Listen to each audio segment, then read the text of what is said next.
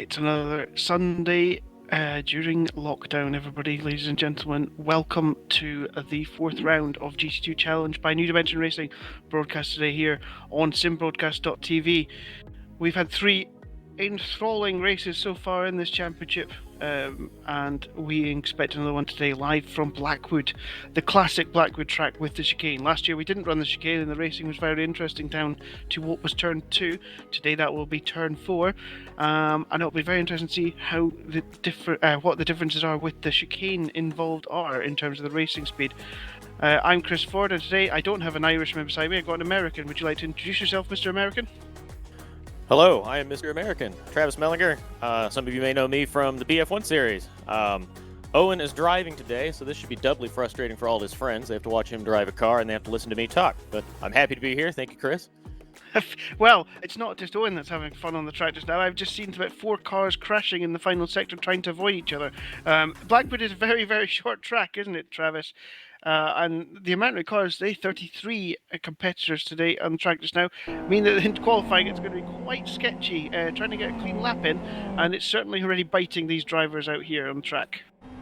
It is. It was pretty tight right before we came up live. There was a stack of cars coming out of the pits. It looks like I'm watching Dennis Lind myself go around now. He managed to get the jump on everybody, but there was a gaggle of cars right behind him trying to spread out, find a little bit of room to get quick laps in. Seems like the cars that were running behind these guys have fallen back a little bit to give themselves more room as Dennis Lind goes wide over the curb there in the last corner. You're right. It's a fairly short track, remarkably quick track despite being short. A few quick corners and then a few long straights. This will be tight and interesting. Yeah, it's going to be interesting because it's a narrow track as well. Okay, some of the corners on entry and exit widen, but it's going to be quite tricky for the drivers out there, especially with the wind factor. Currently during the qualifying session, we have a 19-kilometre-an-hour wind, so that'll be one challenge for the drivers to make as they complete their first laps at the moment. Vytautas Lagutskas currently the man on pole position with a 1 minute 11.04. I would expect pole position to be in the low 1 minute 10s, I think, with the wind factor rather than getting into the 9s, but with the quality of driver on show today from Isaac Price, Vytautas Lagutskas, Joe Holmes and that ilk, you never know, they might be able to get into the 9s, but it does seem as though the wind and traffic are certainly playing a factor in the early runnings here. We have a 20-minute qualifying session today before a 70-lap race here at Blackwood. Should take roughly an hour and 20 minutes or so, safety cars not depending.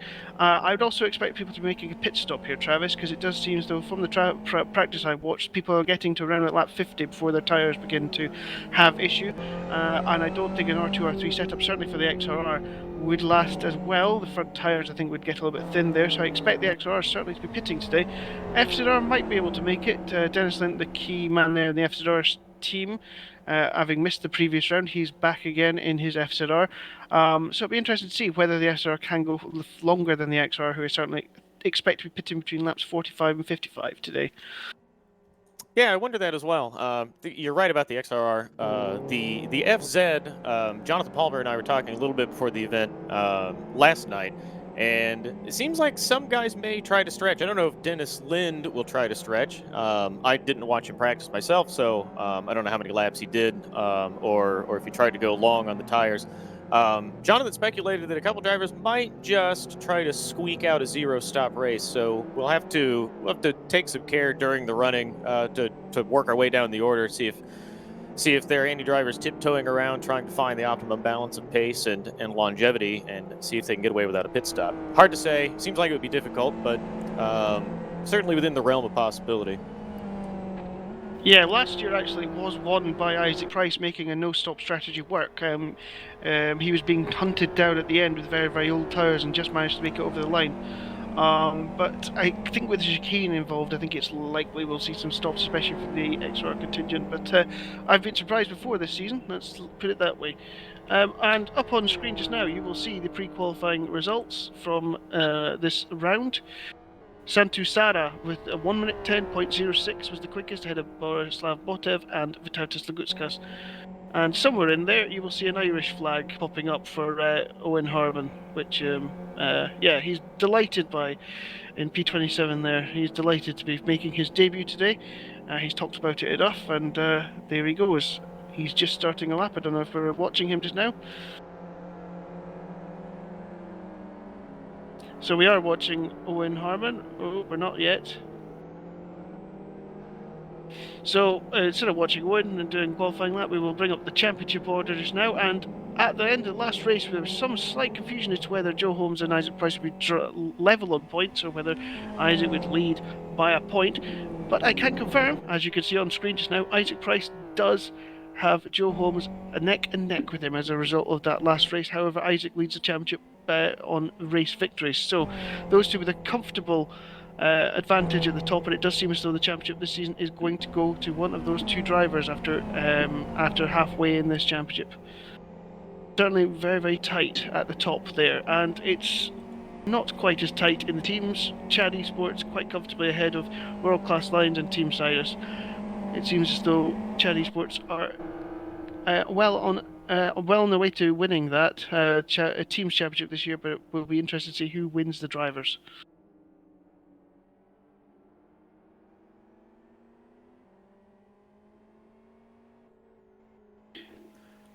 I'm following Owen around myself right now. As he just peeled off. He's quite a bit off his pace from pre-qualifying, but he was setting successfully quicker laps, so he's looking pretty good there. I mean, he made it into the show. I think he'll be pretty happy with that, but I think he'll want to go a bit quicker than he has done in qualifying. At the top, times are creeping down. Vitatis Laguskas at the top with a 10:78. I think you're right, Chris. They probably won't find the 9s with the conditions, but still a lot of time left for them to go quicker. Isaac Price not far behind him, and then Dennis Lind at the top, Paolo Peltigongas all in the 10s. I think that's pretty much what we expected. Joe Holmes off a little bit. I saw him clatter the curbs on one of his earlier laps, so he's trying hard to find more pace. Hasn't quite gotten it yet. Had a couple offs trying to set quicker laps, but I think this is about what we expect so far. This is actually an interesting track for knowing when you're slow as well, because that first sector is so crucial. It's only a few corners, but it is so crucial to your lap time. You will get a very, very quick indicator as whether you're on a good lap or not by just getting through that first 22, 23 seconds of a sector, and then you could abandon quite quickly. So you expect to see drivers do quite a few laps here in the 20-minute session. As you say, Joe Holmes, there we go. Joe Holmes does go on to pole position now. Travis, 10.61. That's getting a little bit closer to what I expected for qualifying pace, but I think the wind is certainly causing... Oh, the cars are really, really swirling around, actually, under power, especially in some of these faster corners, so you can really see the wind is actually making a difference. It looked as though in practice these cars and setups were nailed to the track, but that certainly doesn't appear to be the case. During this qualifying session, it doesn't look much fun for the drivers. Yeah, a number of cars on outlaps very politely got out of Isaac Price's way so he could come through on the back straightaway, and then he turned into the right-hander, and the rear of the car immediately stepped out on him, and then through the next sequence of quarters, like really struggling for rear grip. I think the wind causing him a fair bit of difficulty, and it's easy to overheat the tires on this car. So looks like he's not struggling too much. He's up near the top, but struggling to find the pace he wants. Yeah, the left rear is definitely going to be the tyre to watch in this race, unless you obviously lock up your fronts, as we've seen quite a lot in other circuits so far this season. But the left rear is definitely going to be the trouble causer in this track. Most of the corners are right-handers, and especially fast right-handers. And the only really fast left-hander is the second part of the chicane in the final corner. So the left rear is certainly going to be taking a pounding out there today. They will. Another long gaggle of cars here as Ayub and Letniks go through. Isaac Price. Oh, Isaac Price. Not sure what happened there. Ayub El-Nouni looked like he was about to come through to go on a quick lap. Looks like Ayub is also on an out lap. Looked like Ayub was about to go around Isaac Price as Letniks goes up on the side and into the tires, coming through the left-hand sweeper there. I didn't see if he touched the sausage curve, but that is an easy way to tip the car. He almost saved it, and then it went spiraling out of control, and he went into the forest of Blackwood. Yeah, that was a great-looking circus stunt until he couldn't quite keep it out of the tire barrier there. I had a nice view of that. He was coming right into the camera before he flipped off into the trees. It's certainly those sausage curves are causing a lot of problem out there, Travis. They certainly were a very interesting addition to this track.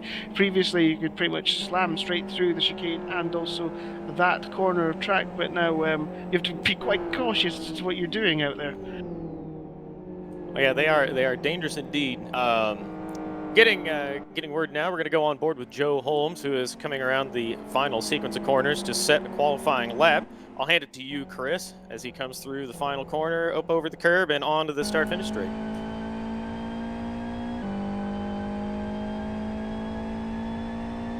Joe goes across the start-finish straight, up the hill now toward the first proper corner. There's a slight one there, but we don't count that.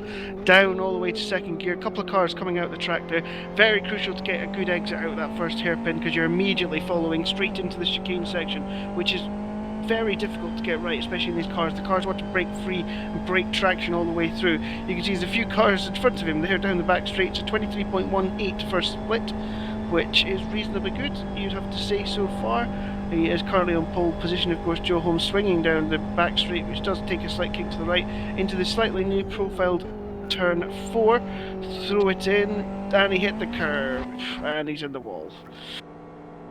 Well, we will eventually get, hopefully, a run with somebody on line, but then you can see there Joe was just a little bit too greedy in taking the curbs, and inside the curb there is a slight... Well, there's a tyre wall effectively now there, so if you get a little bit greedy and you will hit that, which is, well, it'll hurt everything. So, yeah, that's what happened to Joe there. Looks like we got Nico Pantola now on board. Pretty far down the order, normally a fair bit quicker as Yoni Cadilla gets out of his way. He's coming through the final sequence of corners right now, down the hill, left onto the curb to open up the corner as much as he possibly can. Wide over this, he didn't take his wide line over the curb on the right. Leipnig's behind him to take the wider line we typically see. Guys trying to set a fast lap. Now on board with him, coming across the start-finish line to set. A lap just missed the 10s, a 1:11.10, not a bad lap. Not sure he'll be terribly pleased with that because I think he's typically a bit quicker, but still pretty far up the order. Yeah, we're around about a second off what we were seeing in practice, Travis, so I'm surprised we're that far off in terms of the pace, even with the wind and the traffic. I thought we would have at least got into the low 1-minute 10s, but so far it seems though we're not getting there. On with Isaac Price now, who just came across the start-finish line to start another flying lap. He'll negotiate the curbs using as much as he possibly can without upsetting the car. Just misses the sausage there on the right, and now on to the back straightaway. Not nearly as much traffic in the way for him. There's a number of cars further up the road. I don't know, unless they're pretty badly off the pace in the second half of this lap, bringing cars up to speed to start a flying lap. I don't know that they'll figure into his lap much at all. Plenty of room coming into the right-hander here. Uses the curb on the left to open it up. Wide onto the green curbing on the left side of the road. Now into this tricky right-hander, and left-hander just misses the sausage curve. Wide onto the green concrete. Really, really clean there. Into the 50s for this split time. This is pretty quick. He'll want to bring the car wide over to the left. Just misses the grass as he's pushed down to third position. He'll try to regain those spots through the last corner. Wheels on the grass, but kept the left side tires on the curb. That may still be valid, and across the finish line for a 10.60. Good lap from him.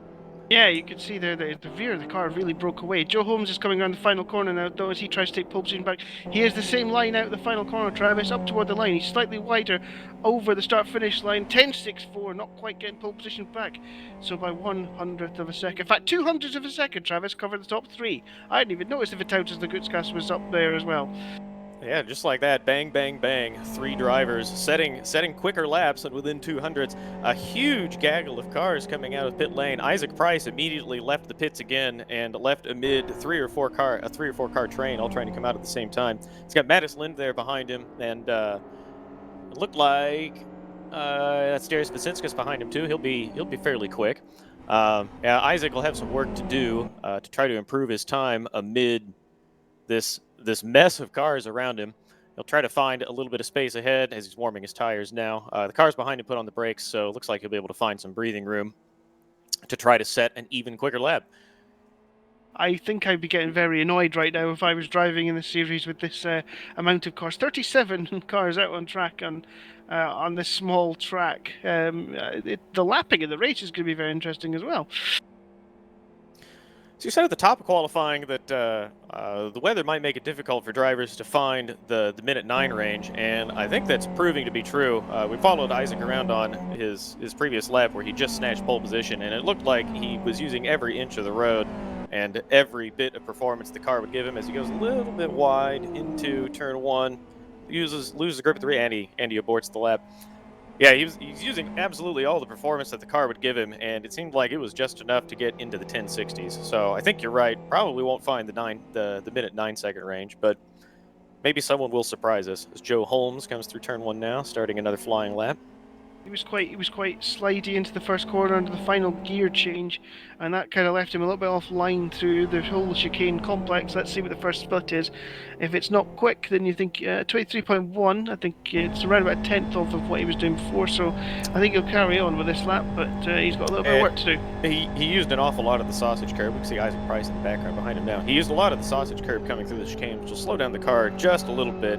The wheels in the air rather than having power down on the road. He's made it further this lap, so that's good, as he uses the rear of the car to turn in to this corner, just misses the sausage curb, not as wide on the right, so I don't know. Yeah, he's in the 51s. This will not improve this will not be enough to take pole position. Yeah, a little bit. It was just a little bit squirrely, that lap there.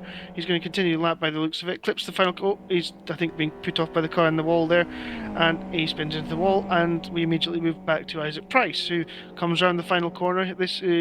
We have just under 3 minutes to go, so we're getting down to the final laps of qualifying. Price begins his next run. He's trying to improve his 1 minute 10.6.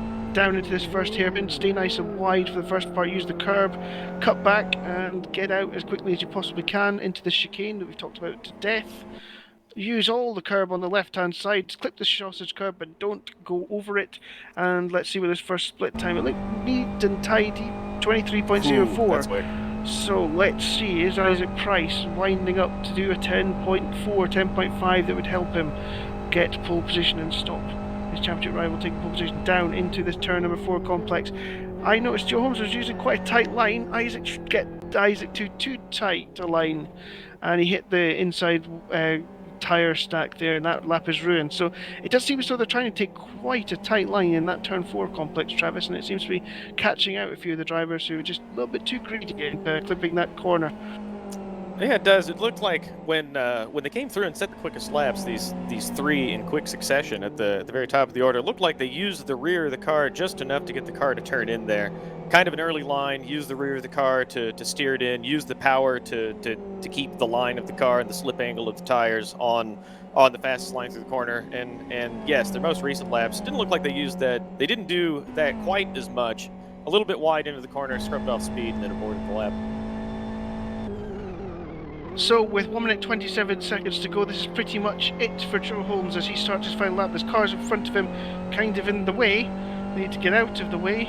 He's through the chicane nice and quick, hits the sausage curb. What's this first split going to be? He's going to go for a little bit of draft on the back of Elanuni, 23.14. It's not as quick as Price and not as quick as he was before, but this is it now for Joe Holmes. There's no time to set another lap as he comes down to turn number 4, where most of the cars today have been struggling to get this nose exactly where they want it in the corner. That's a little bit nicer though, doesn't clip the tyres, gets nice and wide on the exit.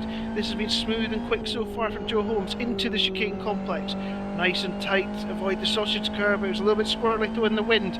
The back end wanted to get away in between, but a 50.87, Travis, this is really, really quick.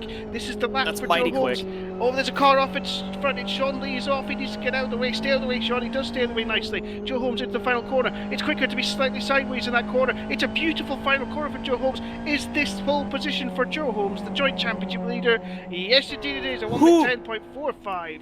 What it's a lap by Joe on pole. Holmes. Now, where's Isaac Price? Isaac Price is coming into the right-hander at the end of the back straight right now. Didn't quite use all the curb. A good line into the corner. He was a 23.04 through the first split. Wide on the curb, uses the rear of the car to turn in. Nice line through here, just misses the sausage curb on the left. Uses all of the green concrete on the right. As a 50.91, he's 400ths off the time. The Joe Holmes just set through that split. Dab of the brakes into the right-hander, wide over the green concrete, just misses the grass. Now onto the green concrete, turned in for the final corner, turned in a little bit early, missed the curb, onto the grass, left side tires on the curbing to keep the lap legal, and across the line at a 10.55, a 10th off. That was a mighty lap from Joe Holmes to stay a 10th clear of Isaac Price, setting at 10.55 for his final lap. Yeah, I think it all came in that first sector, as we said earlier on. The second sector actually was where Joe pulled out that 400th advantage. Cause I think they set pretty much identical first splits, and they 23.04. Actually, yes. So The second split there for Joe Holmes, giving him pole positions. Isaac just got a little bit of oversteer off that first curb when he was turning into the right-left chicane. So I think that possibly just cost him a little bit of time, but it's so close between the top two again, and a second covers first to 23rd at the moment. Martin Capel is the last car across the line, and he does 11.52 to finish 23rd. So that's that then for qualifying. That was very, very quick again, 20 minutes at Blackwood. Yeah, the results are on the screen for you to see. Joe Holmes on pole position. Yeah, hell of a lap by him to do a 10:45. That was fun to watch. And then Isaac Price, a 10th behind him, improved a lot off a 10:61, but not quite enough to take pole position. And then behind him, Vitautas Laguskas stayed on a 10:62 for the better part of half of that session. Didn't improve, but I think he'll be happy with a third starting position. Behind him, Yannick Catilla on a 10:71, Pali Peltagongas on a 10:72, Nico Pantola with a 10:87. Dennis Lin improved very slightly at the end of the session with a 10:89. Gabor Jura also level on time with Dennis Lin on a 10:89. Leia Koinen in 9th with a 10:91. And then our own Dan Bala, the first driver in the minute 11 range, starting top 10 with 11:07. And then further down the order, we've got Sean Lee Alaturzik. I think we expected him to go a fair bit quicker, competing with Dennis Lind this afternoon, 11:16. And then we've got Matiotis, Leipniaks, Brzezinskis, Cartridge, Botev, Sara, Adam Brown, Mattis Linda, and Ayub Elanouni. Then Jared Mead, Martin Capald, Araujo, Linka, Weber, David Gaj, Tout Gavicius, Levski Benoit rounding out the top 30. And then Yefan Jakob, Yari Catilla, pretty far down the order, way behind his son near the top of the order. Timosoini, our own Owen Harmon with a 12:22. He steadily improved during the session. Quite a bit off the pace from his pre-qualifying time, but I think he'll be happy with steadily improving in tricky conditions during that qualifying session. Martin Svalgt next. Markin in 37th, and in the 38th and last starting position, we've got Mascia. Indeed, thank you very much, Travis. That was a great rundown. Performing well in the Owen role. I'm sure his friends will be delighted now that they've seen somebody with far more competency doing that role. Anyway, that was qualifying for round 4 of the GT2 Challenge by New Dimension Racing here on simbroadcast.tv. We're going to take a quick break. Hopefully it won't take too long to form the grid up, but we have a couple of videos we can show you in the meantime. 70 laps of Blackwood with wind is coming up, and the front row is Holmes and Price. Let's see how this one goes.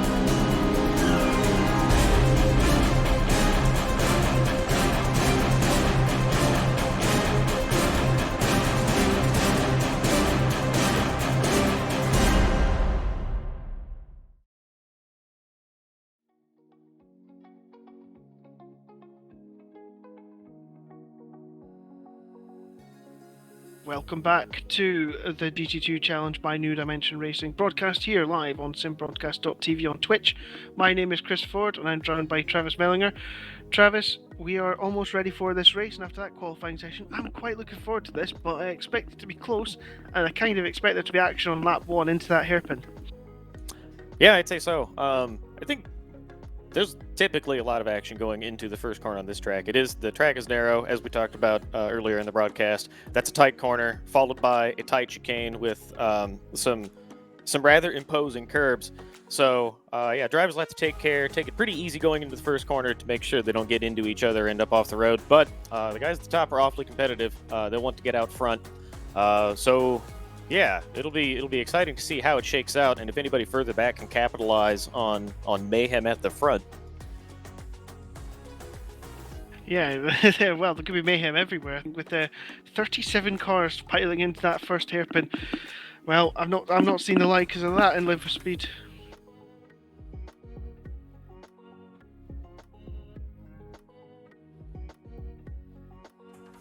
Yeah, I expect we'll see a bit of an accordion effect coming into the first corner. Like you said, 37 cars taking the start of the race. The cars further back are not going to get anywhere near full speed before they end up on the brakes. I think a few cars will be half throttling it around. We'll see cars going in 2 or 3 wide into the first corner, perhaps not intentionally trying to avoid contact with other cars. It's a lot of cars to put through the very start of this lap. But if the qualifying session is any indication, this will be very exciting. I'm looking forward to it. Indeed. So, up on the screen just now is the schedule for this weekend. We have a 70-lap race coming up for you.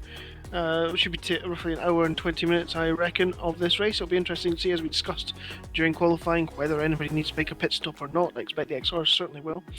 And you can see there that map of the track, and our race director, as per usual, is another American, Jonathan Palmer, is race directing today, and he's just pulling everybody onto the grid as we speak.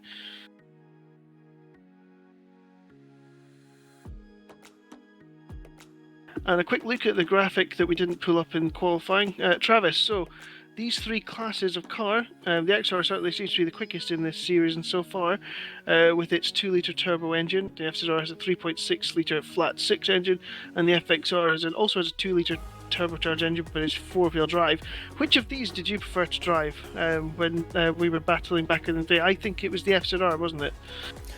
Yeah, the FZ is definitely my favorite. I enjoy the ease of use of a flappy paddle gearbox, but the FZ, especially, I really like driving around heel and towing using the H pattern, and the sound of the FZ, the engine at the back, using a lot of using the weight at the rear of the car and the power to steer it and going through the gears. It is a very rewarding driving experience. But the other cars, very rewarding in their own right. The FXR obviously has a lot of grip, owing to four-wheel drive.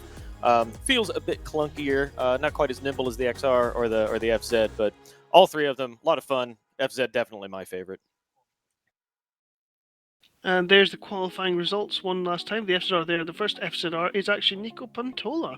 He's popped up from somewhere. He was 36th last time we looked at him. So Pantola leading the FZ class in 6th position on the grid.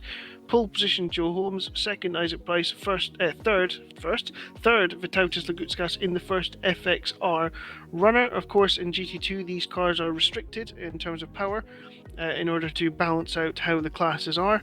And that's why, and it seems as though the XR certainly has a bit of an advantage just now.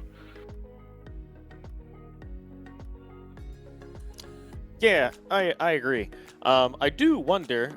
We did the Turbo Challenge race a few months ago, and for my own amusement and hopefully for a few viewers' amusement, I drove around H pattern. I wonder if anyone in this event has decided to drive H pattern gearbox in the FZ, or if everyone is so competitive that that they treat it like an XRR with the and just use the sequential shifting.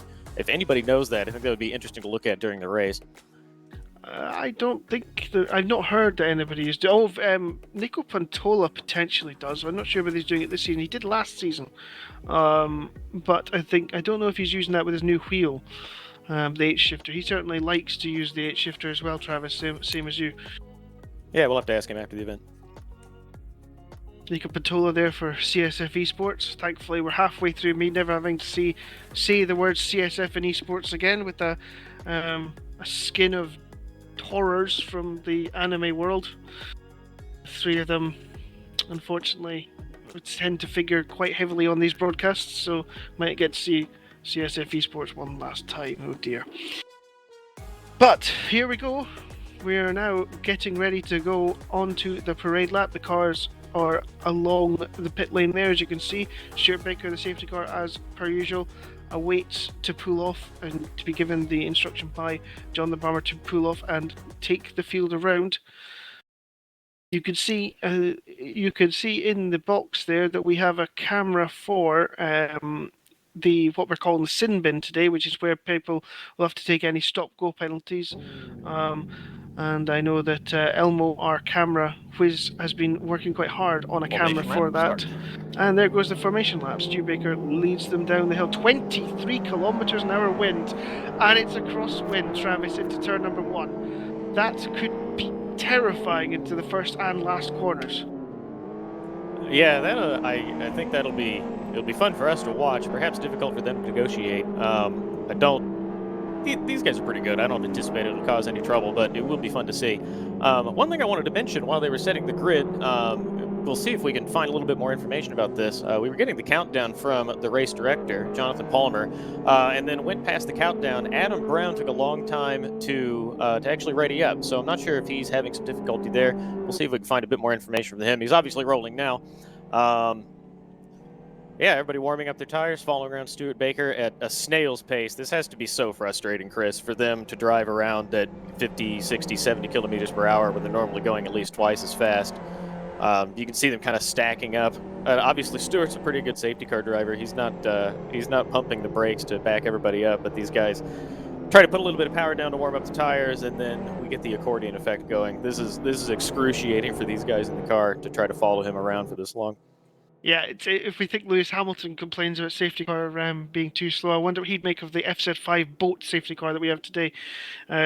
Stu Baker, he absolutely loves that car, but it's not the fastest live for speed, and I can certainly imagine that warming the tires behind this and not running into another car is quite difficult. But I mean, at least it's a short lap though, Travis, today. It is. One thing that's interesting to see these guys tire warming is that you can see Joe Holmes, Isaac Price, Yanni Vitatis Laguskas at the front in the XRR warming the tires. And it's obviously a rear-wheel drive car, but the engine's in the front. Further back, Dennis Lind has the, we'll call it the advantage of all the weight at the rear of the car to try to warm up those huge rear tires. And he was skating all over the track, trying to get as much heat as he possibly could. So I wonder if maybe there's a bit of an advantage to the FZs here to get power down early because they could warm the tires a little bit more effectively. Hard to say. We'll see. Could also be because he has to. Because I wonder if when we have a little look in a minute after this race starts, I wonder if Dennis is running R2 R3, Travis, which might mean he might be going 0 stops. But we will find that out very, very soon as they come into the final corner. Holmes is taking the inside line for turn number 1. He needs to be slightly further ahead than he was previously. Isaac Price is actually ahead of him just now, so that's not really as it's supposed to be. I wonder if this might get flagged up. After everything that happened at Rockingham, I'm not sure why Isaac Price is going ahead of Joe Holmes just now. Why? Green flag. Why is the green flag been given there? Okay, right. Well, Price is ahead as we came to the start-finish line, so I'm not really sure what happened there. We might have to look back and see any penalties as they go down into the first corner. Katia also ahead of Lagutskas. In fact, Holmes takes the lead down into the first corner again. I wonder if Price just gave him the lead there because that was slightly weird. That shouldn't really have happened. Are they all through cleanly? I think there's one car at the back that's had an incident. No, they're actually all through cleanly into that first corner. Yeah, cars went into the first corner 4 or 5 wide, and it looked like it was going to be a little bit rough. Botev ended up going very wide all the way around the left into the pit exit lane to avoid a bit of contact, but managed to slot back into line before the chicane, and now everybody's through cleanly. Still driving 2-3 wide into this corner. This might be a bit 4 wide. Mattis Linda has a look, decides against it, slots back in line, and thus far everyone's through cleanly. Now down most of the cars in the front, single file, 2 wide at the back. Chris, take it away. They're about 3 wide through that right-hander there, Travis, and they all sort of slid toward the outside of the corner there. Lind is going for the back of Isaac Price in the FZR. He's made a good start there. Dennis Lind trying to go around the outside. That's not going to work. In fact, he's going to run onto the grass there. Can he hold off Yoni Katia, defending champion, as they go into the final corner? Katia up behind Lind. Lind slightly on the grass again. Katia will get a good run out this final corner. He's got to be fancying a go at 3rd position. It's Vitautas Lagutskas has made a terrible start somewhere, something unseen by us. Lagutskas has dropped out of the top 8 in this race. He's behind Alan Tursi. Lind with grass on his tyres, struggling to slow down to turn number 1. Katia right up behind him, but Joe Holmes has a good lead at the front. Whoa! Up on 2 wheels, Dennis Lind through the chicane. That was higher than he would want to be, certainly, over that sausage curve. That looked as though that could have done some damage to suspension. Yeah, that might cause them a little trouble. I'm looking further back, and everyone's still driving cleanly through. A couple cars off on the grass, caused a bit of an accordion earlier in this lap, but still going strong. Everybody going around. No major incidents. There's Leipniak's off in the grass coming into this right-hander, but manages to gather it up before he causes an accident. Laguskas, Chris Laguskas is tumbling down. Hearing now that he's down in P12. Not sure what happened there. We'll have to take a look. But again, everyone else on track, moving through cleanly. Cars. Oh, sorry, further back, coming into the left-hander in the last sequence of corners, right before the sausage curbs. Sara went off, spun off by himself. It looked like, and off to the right side of the road. Everyone else through cleanly, but he'll need to rejoin. Has some work to do to find the back of the pack now. Peltokangas got past Katia for 4th position, and interestingly enough, there's a bit of an issue there for for Isaac Price. He's locked both of his front tyres up, I think, at some point, so he has got massive issues with his front tyres there, and he's slowing up, and Dennis Lind will be fancying his chances of overtaking him for 2nd position again. Lind, as I was mentioning earlier on, Lind had taken an R2-R3 compound setup, so I wonder if Dennis Lind might not be pitting today. Yeah, maybe not. Further back, Laguskas is trying to make up the positions he lost. He is right on the rear of Gabor Jura. Now looking to the inside, is fully alongside, going to be hard on the brakes, should take this position pretty easily. Gabor Jura going to stay wide and slide in behind him. Laguskas makes up 1 spot. Yeah, so behind that, though, Travis, we have Daniel Bala, Martin Gopal, David Ghosh and Jared Mead 4 wide down into turn number 3, and somehow they all managed to make it through. Ghosh came out in front, Bala sideways out the hairpin, Mead making a move on Capel through all that schmozzle. Mead round the outside. That's going to be a daring move to make round the outside. Can he make it stick? He's going to hit the back of Bala, and then all of a sudden Matthias comes out of nowhere, and then Taltoviscus comes out somewhere. What on earth's going on here? There's 6 wide almost into this final corner. Capel goes from the defensive to in front. I was about to say we'll have a bit of an accordion effect there because the Viscus goes across the grass. Agabella Nooney was off on the grass when they were coming through those corners, and then they all stacked up, and now they're going 4 or 5 wide again. This is what makes me. Oh, lag hit for Hinkler, lag hit, and he's taken out Weber. Weber's upside down. That was incredible. It was definitely a lag hit there on the side of Hinkler. He just all of a sudden was sideways in the middle of the straight, and he could do nothing. He ends up on the grass because he was sideways. Something happened there in the netcode there to Hinkler there. Weber survives going upside down in turn number 1. Yeah, not entirely clear if that was a lag hit or not. It looked like somebody got into the back of one of the cars further back who got pitched into the grass. Weber went over his lid and then landed on his wheels. Looked like we might end up with a safety car there, but everyone able to rejoin. Johnny Katir's on the back of Dennis Lind, who's lost out to Peltokankis, who's up into 3rd position. Here comes Katir around the outside. I don't think that's quite going to work. The FZR is not as fast at this moment because of its R2, R3 combination, so this is the time the XR is ready to be running. And Lecky Koinen is right behind these two as well, so Dennis Lind not as racy as he was at the start of this race here. Can Katir make a move on Dennis Lind, or is he going to be overtaken himself? He's a bit cautious into the first corner. Lind goes wide, very, very wide. Katir thinks about making a move into the chicane. You can't do it. You've got to think, though. He's got to make the move down into this turn number 3 complex. Don't go on the sausage curb, Yanni. That's going to cost you the position. Here comes Yanni had a much better line going through there, and then just got on the sausage curbs, was compromised a ton. Leakoinen's able to go by him pretty easily. Now, Dennis Lind clearly struggling for rear grip as he was going through the final sequence of corners, was really using the rear of the car to steer. You could see him putting down huge tire tracks with those fat rear tires, and now defending as hard as he can against Leakoinen. Yanni Katila has caught up to them now. Leakoinen, the car, obviously much more stable coming to the corner. He can kind of place it where he wants, whereas Dennis Lind is chasing the rear of this car around. You can see the rear car sliding all over the place as Leakoinen and Yanni Katila try to catch him and take this position. Oh, up at the front, Joe Holmes off in the second to last corner. He's clearly pushing very, very hard. Isaac Price with those funny front tyres after that funny incident at the start. I wonder if something is going to come of that, Travis. We did see start line confusion at Rockingham, which cost 3 of the front 4 a penalty, and it did look as though there was some shenanigans going on there. It's hard, unfortunately. I'm going to use the blimp view, so I couldn't tell speeds everybody was going at, but it was slightly odd that Price was ahead of Holmes running to the start. Yeah, I'm not really sure what happened there. We haven't gotten any word about exactly what was going on yet.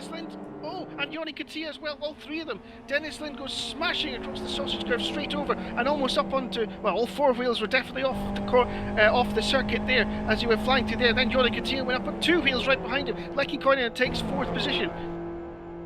It's always so difficult to get a word in edgewise when there's so much excitement. We'll see what happens coming through this corner. I was saying, as they came across the start-finish line, that, Laguskas has... Turtich. Oh, he's just into his rear there. Laguskas, wow, nearly shot across the track, manages to go full opposite lock to the left side, keeps the car steered in the right direction, and now just misses the sausage curb. I'm amazed after a big slide like that, he was able to drive through that sequence of corners so confidently and find a little bit of room with Alan Terzic breathing down his neck. That's the advantage of the bus, I guess. If you get it slightly sideways, you can just power out of it. That's the magnificence of the FXR bus. Joyous car. So quickly, again, speaking about the start, Joe Holmes was, I was watching him from overhead, and he was maintaining steady speed, so we'll wait to see what happens with Isaac Price. Jared Mead is in the wall.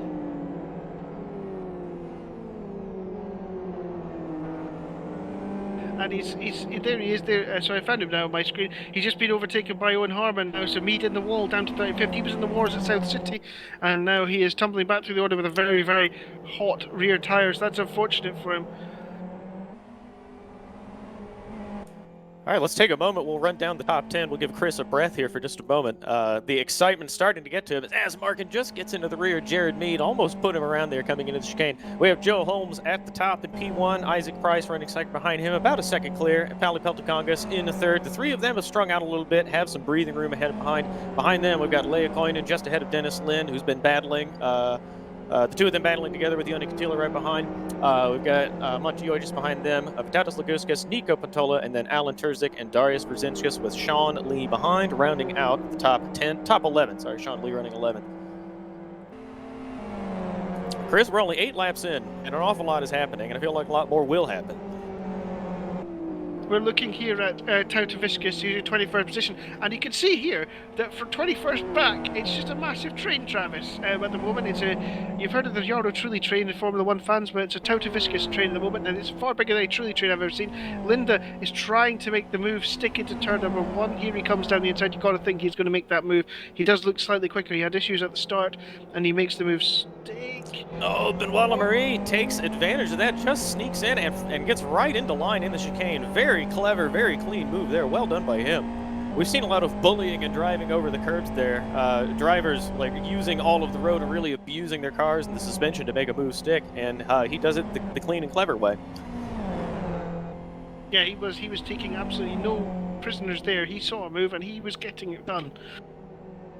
We've got one of our SBTV teammates moving up. Dan Bauer just went past Leipnix and is right behind Martin Kapal, the two of them running together. He qualified 10th, is running pretty far down, but is now chasing a familiar face, trying to make up some of those positions he lost earlier on in the race. Fastest lap of the race by Isaac Price, 1 minute 11.50, chasing down the gap to Joe Holmes at the front. Those two have begun to make a bit of a breakaway, having been quite close at the start, with Dennis Lind, who's dropped back a little bit. There's actually a 3-car sort of moving away at the front of this race, and there's a bit of a Dennis Lind train as well at the moment in 4th position. Sorry, 5th position. Yeah, Peltigongas has fallen off the lead just a little bit. The three of them are running about an even gap between them. Isaac has caught up a bit to Joe Holmes. Peltigongas has fallen off a little bit. But behind them, they've strung out some, but still very much in contact. Dennis Lind now has a bit more breathing room. Joni Cadilla behind him, whereas Joni was all over before. Leia Koinen for a little bit further up the road. Seems like Dennis has gotten control of the rear of the car. I said that just a little bit too soon. He nearly drives over the sausage curb there, trying to get control of the rear of the car. Still using the rear of the car to power this car around. Big slide, just touches the grass coming into the final sequence corners here. The FZ definitely looks like a lot more work than the XRR. Yeah, it certainly does. It seems as though Linda's having to absolutely wring the neck of that car with its heart. Why is Johnny Katia in the pits? Johnny Katia is in the pits at the end of lap 10, so if we miss something and something's happened to Johnny Katia, the defending champion, currently 4th in the standings, he started this race 4th on the grid, he was 6th in the race, and now something's clearly happened, Travis. I am not sure if something happened. We didn't see it, but I'm looking at his strategy, and I see R2 on the car. This is a long stop, so he must have taken some damage, but if he's on R2, maybe he was going for a fairly aggressive strategy, trying to set quick lap times. But yeah, he is still sitting still in pit lane. Puts the power down now, spins the rear wheels, and takes off. He has left the pits with R2s on front and rear, so something's happened to set him back. He is far down the order now, dead last in 37th position. Now looks like he's going to use a very aggressive strategy to try to make up as many positions as he can. Yeah, I don't think that's going to work out for him, though, because I haven't seen a car run more than 55 laps in R2, so he'll be hoping for a safety car here today. Joni Katia, disaster for the Finnish man for world-class lines. Yeah, I think his only hope is to use pace to get as many positions as he can. Guys ahead of him that he knows he can drive much quicker than, and then, as you said, hope for a safety car. Otherwise, his day is effectively done. Here's a newcomer, Travis, to the series. It's Ian Harmony. eHarmony, isn't that a dating website? I thought, but I've never heard of this driver before. Isn't that where you met him? No, not quite. You've just that's oh my word! I hope he's not listening to us while this. Oh, Sonny's off as well. Yeah, Timo Soini was off ahead of him. I wonder if he was spooked by the car off circuit there on the right side. It looked like he had lost it going into the right-hander there. I should clear this up. This is Owen Harmon, who's normally our co-commentator for Sim Broadcast TV and GT2 Challenge. He has qualified for the race and is currently indulging a little bit of XRR drifting at the moment more than racing. He's cooked his rear tires and is really struggling with that track. Yeah, he's got a bit of dirt on the tires from having gone off in the grass. Hasn't quite worn that off yet, and the left rear is positively boiling. He'll be struggling for a few laps trying to get this under control. Meanwhile, at the front, somebody's not struggling. Oh, Isaac Price has caught Joe Holmes. Yeah, Isaac Price is on a tear. They had strung out about a second and a half between them. They left Pelty Paltagongas behind. Can't even see him in the shot now. Looking back from Isaac Price myself, and Isaac easily in Joe Holmes' slipstream. There's Pelty Paltagongas now about 2 seconds behind. Isaac Price hunting for the lead. Joe Holmes is no pushover. This will be a challenge, and it's still early running, so he's got lots of time to get this done. But trying to make it as easy for himself as he can, getting this, staying on him early, putting the pressure on as they come through the final sequence corners. As we are following this, we see somebody disconnected, didn't get any notice of a retirement. So one car out of the race now. That will move the back markers up one. Yannick Attila, who had a long pit stop, now the benefactor of a car retiring, and Owen Harmon struggling at the back with tires that are not cooperating with him, gets a gift of a position. Yes, so it's quite interesting to see that Price has caught Holmes this quickly. We did see in the previous race that Joe had more fuel than Isaac did, so it'll be interesting to see when these two do pit. Of course, these two level on points in the championship at the halfway distance after the first three races. Isaac Price with 2 victories, Joe Holmes with 1. And yeah, they're close again. It seems as though this race is all coming down to these two again. As we see down the back straight, Price a little bit further back than he was last time. Peltagongas is 4 seconds behind these two, so he's just falling back a little bit from where he was earlier in the race. It's certainly so close, though. It is. You said level on points. It looks like they're level on tire strategy as well. Isaac Price, looking at the tires, clearly had used a little bit more to try to catch up to Joe Holmes, but now tires in identical nick, running a line astern. Martin Capel passes Elanuni down the back straight for 16th position. Straight pass, and he's now in the back of David Gorge. But somebody who's also made a very, very impressive comeback is Vytautas Lagutskas from and Capel hits the sausage curb and almost flips in the chicane, and all his hard work is completely undone coming up through the field. And is he going to lose a couple of positions? I think he hit the wall and has caused himself a little bit of damage, and he's down to 18th position. That's unfortunate for Martin Capel. He just got a little bit out of line in the first section of the corner there in the chicane, and he hit the sausage curb and was lucky not to roll over. We have seen people rolling over in practice in that section and also in qualifying, but let's see what happens in the rest of this race. Yeah, he should feel pretty lucky there because he touched the sausage curb and pitched the car into the air, but managed to keep it out of the tire barrier, only loses 1 position. Now has Dan Bala behind him again after doing all of that work to get by Leipniaks. Now has to do it one more time. I was going to say that Vytautas Lagutskas is now back up into 6th position, having had a poor start to the race. He's right on the back of Dennis Lind again, and behind them Alan Terzic comes up as well. He had a slightly disappointing qualifying session. You might remember Alan from years ago when he was with NX Racing, making a comeback alongside Dennis Lind today. Alan Terzic, looking at the tires on his car, in a somewhat different condition than I would have expected.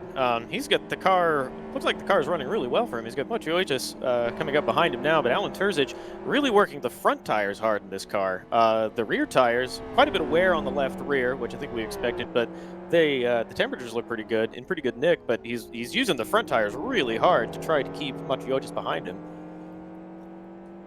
Oh, roll over there! And the chicane there, number 8, has gone over. Tried to avoid, I think it's Owen Harmon who's in a big crash as well, so this will be a safety car. Safety car boards and flags. All drivers stay left coming out of turn 6. So yes, Owen Harmon was causing a little bit of an issue there. He's obviously had an accident somewhere and he's lost the front of his car. He couldn't turn in and he went straight. Oh, that's marking on his lid. Watching Owen Harmon come through too. That's marking on his lid, yep. Yeah, so Harmon hit something clearly earlier in this lap, couldn't turn, and ended up pushing the tire stack through into the road, and Markin went over the sausage curb trying to avoid what Owen had left him. Looking back from Owen Harmon. Sorry to interrupt you. We got Isaac Price coming into the pits, taking advantage of the safety car here. Joe Holmes stays out, is going to follow Owen Harmon around to pick up the safety car, but Isaac Price coming in, taking advantage. All right, so that is exactly where in practice I think Isaac got. So he has to run 54 laps on these tyres, and I think he ran 56 previously. So this will be interesting to see if he can make these tyres last.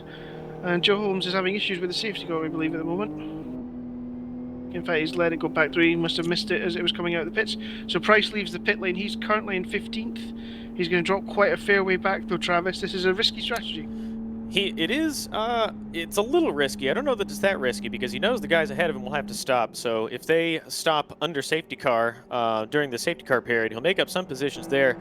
He'll also, if he's stretched tires 56 laps and there's only 53 left remaining in this race, he'll be able to take pretty good care of them. If Martin Capal clatters the curb there while we're going around in a safety car, Isaac will get a bit more longevity out of these tires, not pushing them while they're running around under safety cars. So this might play into his hands. He's pretty far back, but everyone will have to stop ahead of him, and he can make this. I think he can make the tires work for the rest of the race, especially with the benefit of the safety car.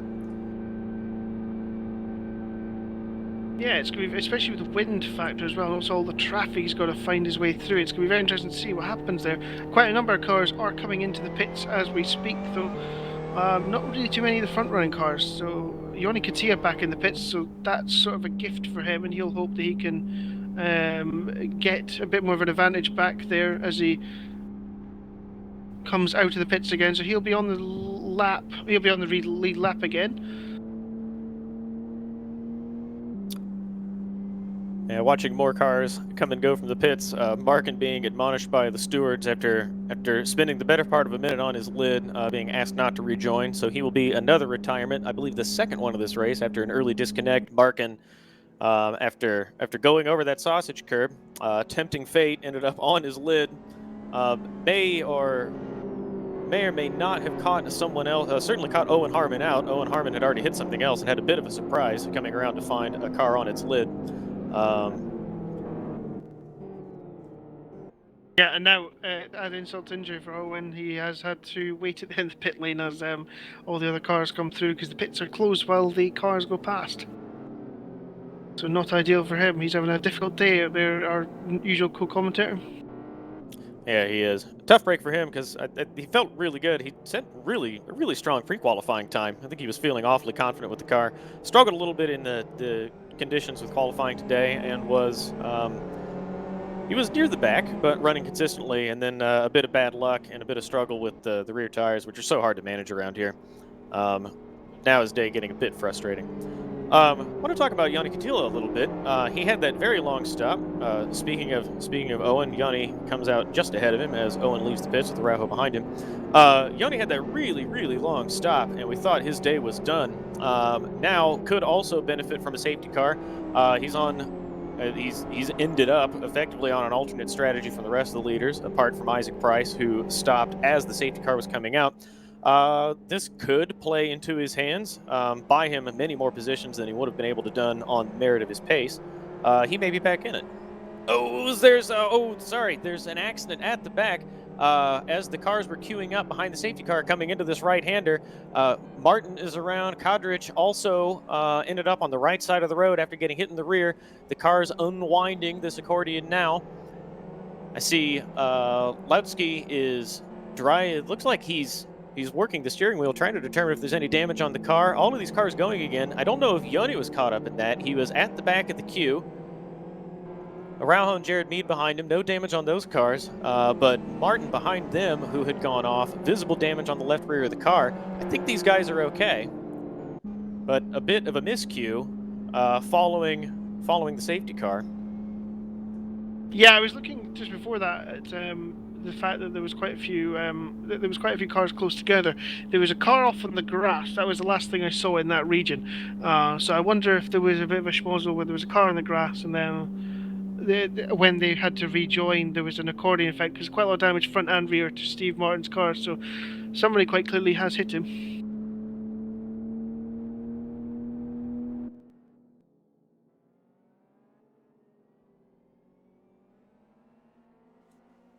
Yeah, there's clearly a bit of inexperience, a bit of I don't want to say inexperience. These guys are all pretty good at this, and they do it a lot. But perhaps just discomfort or following around into the safety car, because the safety car does set a pretty consistent pace, but it is the safety car cannot go regular safety car pace through some of these corners. So the cars end up brake checking one another coming into, especially the first corner, that kind of tight hairpin, and then going over the chicane. And then into the right-hander at the end of the back straight. Clearly a bit of difficulty a bit of difficulty understanding just how much room they need to leave one another to avoid clattering into the rear bumpers of the competitor's car ahead. See if they do it a bit more cleanly this time through. So, Travis, a question that I've been thinking about asking for a while. Whose position would you rather be in, Joe Holmes or Isaac Price's at the moment? Well, I don't know that Joe is too worried about Isaac Price. He might be a bit worried about Peltikongas behind him now, because I don't know that Peltikongas stopped, so they'll be racing one another. Isaac Price is awfully far back, but he stopped. I think Joe Holmes is going to be at a disadvantage, having followed around the safety car without stopping and having had a number of cars between him and his competitors behind cycling through as... He's made a jump at the start, though, Travis. Absolutely fine restart from Joe Holmes. There's a big leader of Peltikongas in the FXR. Green flag, As restart. we come up to the green flag and we restart this race on lap number 20 out of 70, Holmes has a big advantage now. He has to get the hammer down and hope that Isaac Price struggles to get through this traffic. He needs to build up the gap now to Price. That's where the interest is going to lie, because there's certainly no way that Joe Holmes is going to zero stop this race. Yeah, to finish answering your question, I think I'd still rather be in Joe Holmes' position, because you know he's got the pace ahead of the competitors immediately behind him. Isaac Price has a lot of work to do to negotiate back markers, and anything could go wrong when you're trying to get through slower traffic. So I think Joe is still in the catbird seat. He's quicker than Peltikongas unless Peltikongas finds a little bit more pace. He was easily gapping the cars behind Paolo Peltikongas from third on back. And Isaac Price is pretty far back there. Yoni Katila also, struggled a bit early with that long stop. So looking good for Joe, but I don't think he'll be totally comfortable with the position he's in. Whoa! Off goes Carnage. Carnage spins on the grass and spins 4 times down into the gravel. He managed to stay out of the gravel there. Cadrich, the number 49 XR. They were about 4 wide down into turn number 3, Travis, and one of them had to be the one who had to go on the grass, and he went on the grass, still trying to brake, and around he went, pirouetting like a ballerina. Yeah, he picked up a bit of damage at the right rear of the car, but I think that was from the collision. A spectacular pirouette 3 or 4 times and kept it out of the barrier. Lyndon and Lagutskas go side by side in turn number 1. Lyndon the FZR, Lagutskas in the FXR. It appears as though they've dropped off the front 3 again. Will Lagutskas go into the draft? Yes, he will. Making a watching brief as Alan Turgic right behind them for the Lagutskas, swerving all over the place. Lynn swerving all over the place to defend. I think Lynn's going to maintain that position. Hang on, Lagutskas has got a second wind here. He will fancy a run down the outside. Dennis Lynn very, very defensive down into this right-hander. Lagutskas thinks about round the outside. Can he make it stick, though? He's going to run wide, surely, by Dennis Lynn. He is, but just leaves him enough room. Good racing there between these two. Still side by side to the left, right, left chicane. And here comes Alan Turgic on the back of Fatautas. Lagutskas round the outside from Alan Turgic. Fantastic move. Dennis Lynn is now right in front of him. The two side by side now down into this right-hander. Turgic is ahead of Lagutskas. Lagutskas went from being the prey, from the hunter to the prey, and it's the 2 FZRs that come out on top. Yeah, a little bit naughty by Dennis Lind there to be weaving all over the track. He's done that a few times coming out of the chicane, where he pulls the car hard over to the right to block the inside, which is perfectly fair. But then weaving across the track, though Lagutskas was able to use the slipstream to stay behind him anyway, ends up losing out to Alan Turgic, taking advantage of that the dicing. This has allowed Montioitis behind them to catch up.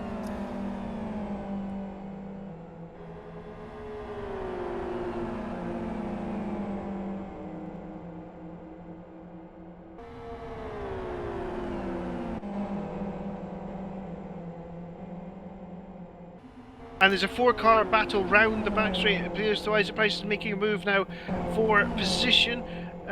Is it Gorge, Leibniz, and Lamare and Price down the back straight into this right-hander, and they all managed to come out of it. It seems that Gorge is going to get the advantage down the inside into the right-left chicane. He goes a little bit wide, though. Can he maintain the position he can? Oh, this is holding Isaac Price up massively. He needed clear room. Oh, that's not gap there, really. Isaac having a look. Price goes down the inside as a result of that. Capal's still up the inside of Price. Can he hold the position? Yes, he can. But Capal leaves enough room for Price to swing around the outside. That gives Daniel Bala a good run out to the final corner as well. Capal getting ganged up on a little bit there. In the end, he gave such a good account of himself there. No contact made by any of those drivers somehow, Travis. But it's absolutely remarkable. Yeah, ahead of them, Lepnieks and Davigaj still going at it. Benoit Lemery manages to get alongside, thinks better of it instead of going inside Davigaj. Isaac Price now right behind these guys. Lepnieks nearly lost it going into the first corner, was very sideways and pushed Gaj wide, pushed Lemery wide. Now Isaac Price right on top of all three of these guys. Lepnieks has a bit of a gap now, but Isaac Price hunting.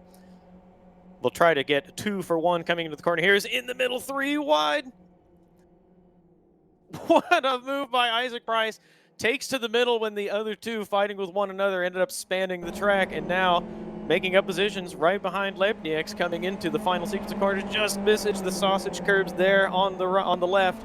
Is driving as hard as he can, trying to make up the positions he lost in that early pit stop right before the safety car.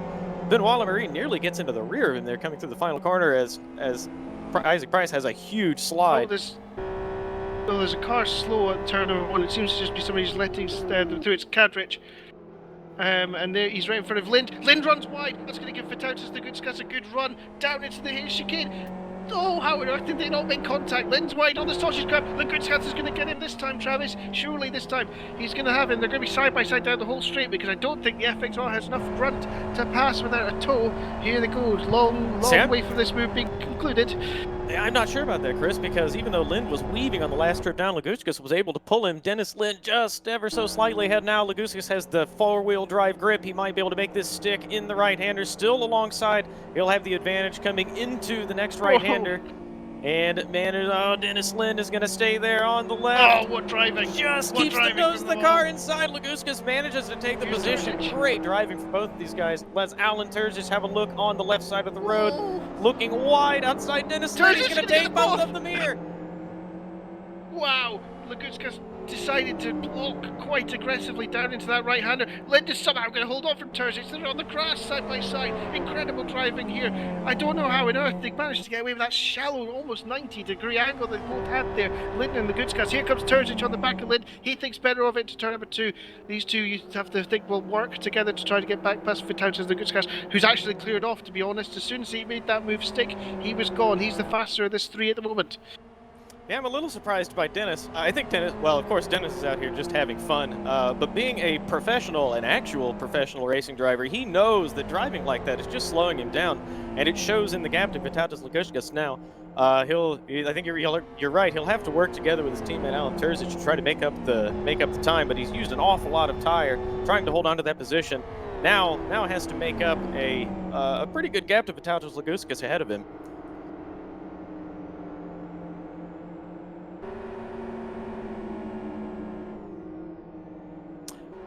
Isaac Price working hard behind, now right on top of Ayub Alanouni as a car ahead of Ayub goes very wide. That's Botev, had a big slide and went over the grass concrete, the grass-colored concrete on the right side of the road after the fast chicane. Isaac Price right on top of Ayub coming into the final corner now, using all of the road on the right, nearly touched the grass. That's a bad way to turn into that corner. It's an easy way to turn more left into that corner than you really intend to. Isaac should have Ayub pretty easily into this corner, though he's going to do it the hard way on the outside. Fully alongside now, thinks better of it, brakes early, is going to tuck in and do the over under 3 wide into the chicane, just manages to avoid contact with Botev, is going to tuck in right behind him, clatters the curb alongside Botev as there's a car off on the left. Darius Brzezinskas came out of the chicane sideways and then backward, managed to rejoin without interrupting any of the drivers coming by. Isaac Price was not able to get by Botev or Ununi after a bit of a miscue alongside in the chicane. Now fully alongside, trying to make the pass on the outside into this right-hander. Easily clears him, 18 seconds now to the leader. Makes up 1 position after Botev shoveled back a couple, dicing with Elanuni in the final sequence of corners on the previous lap. So the gap between Joe Holmes in the lead and Isaac Price making his way through is already 18 seconds. And there's a fast lap from Joe Holmes, 1 minute 11.2. He has to push. He has to get enough of a gap over Price to be able to come out the pits in the lead. We expect him to pit around about lap 50 to 55. Joe Holmes, our race leader. Isaac Price has made his pit stop under safety car and is now trying to make his way back through the field. The longer he spends behind and gets stuck behind these cars, though, Travis, because he's quite marginal on tyres, it's going to be interesting to see what kind of condition his tyres will be like at the end of this race. As he goes past Alan Nooney into the chicane, he's up to 12th, but he's still 19 seconds behind Joe Holmes already. Yeah, tried the same move again, managed to make it stick that time because he didn't have another car in the way, getting it sideways coming through the chicane. Now, as he moved over to defend, but I don't know that he needed to, has a pretty easy gap on Ayub now. One more position has Adam Brown ahead of him. Adam will not roll over and die. Isaac's still a lot of work to do to get by these guys. Adam won't roll over, but he might just sleep in. It's a surprise to see Adam Brown has made it to this race, having slept in for the last one. He was playing Cards Against Humanity at 6 in the morning, so we were all a little bit worried whether he'd make it today, but he has made it in the CSF sports car. Well done, Adam. In his defense, a week ago he was a bit slow to come online. This morning he responded immediately when taunted with jokes about his sleeping habits. I think he'll be pretty happy with this, though he might be a little bit sleepy. Somebody needs to go back to school so he can get his sleeping pattern back.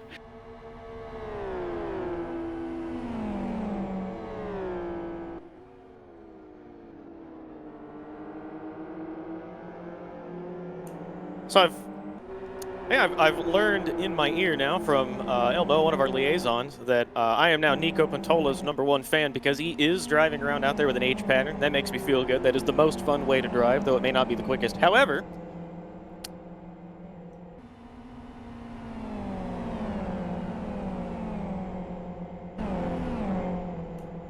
sorry about that. I took my finger off the talking key there for a moment. I was saying that it may not be the quickest way around, but it is. This is an interesting fact about Live for Speed. It is the best on the clutch, button clutch, and flat shifting, which a lot of these guys will do to go around as quick as they possibly can. Perhaps not in the race, but they would in qualifying. Kind of hard on the clutch. The simulator does simulate clutch temperature, but when you're heel and towing with an H pattern, you don't have that problem as much.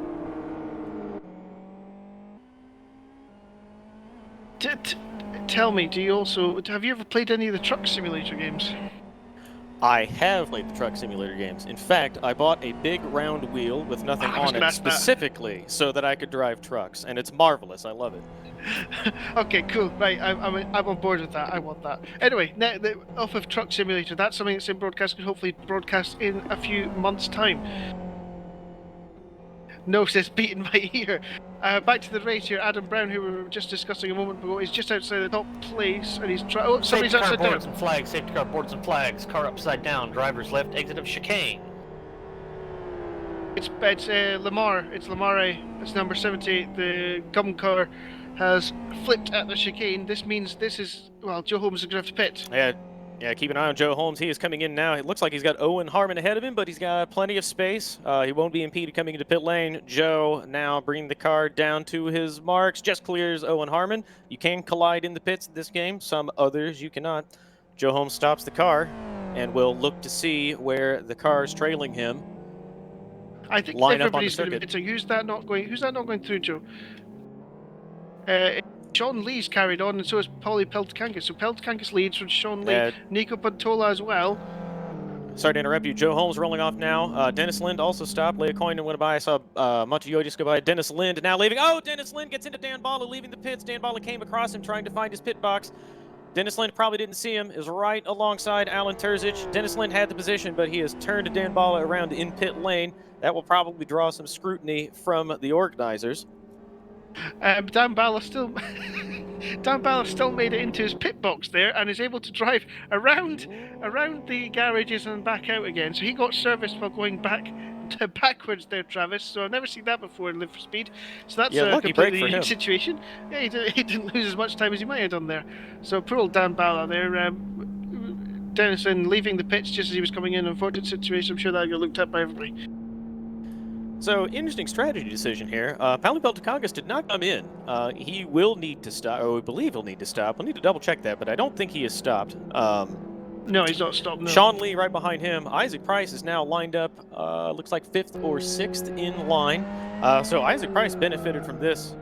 We thought his earlier strategy call might not be so good. I defended him, but I didn't completely have my heart in it. Now looking pretty good for him. Joe Holmes, really, really bad luck for him with the timing of the safety car. He wanted to go as long as he possibly could in a green flag race and then make a quick stop.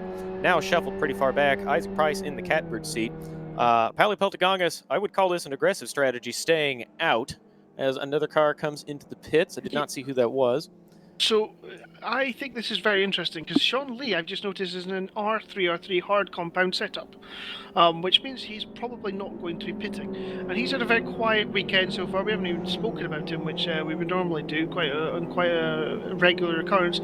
He's now in second position on that strategy, so I don't think he'll be in the pits, for example. So that could be, he could be in the pound seats. Okay, his tyres will be very, very cold at the end, and he'll struggle to warm them up after the safety car. But if he could remain consistent, that's not looking too bad for Sean Lee.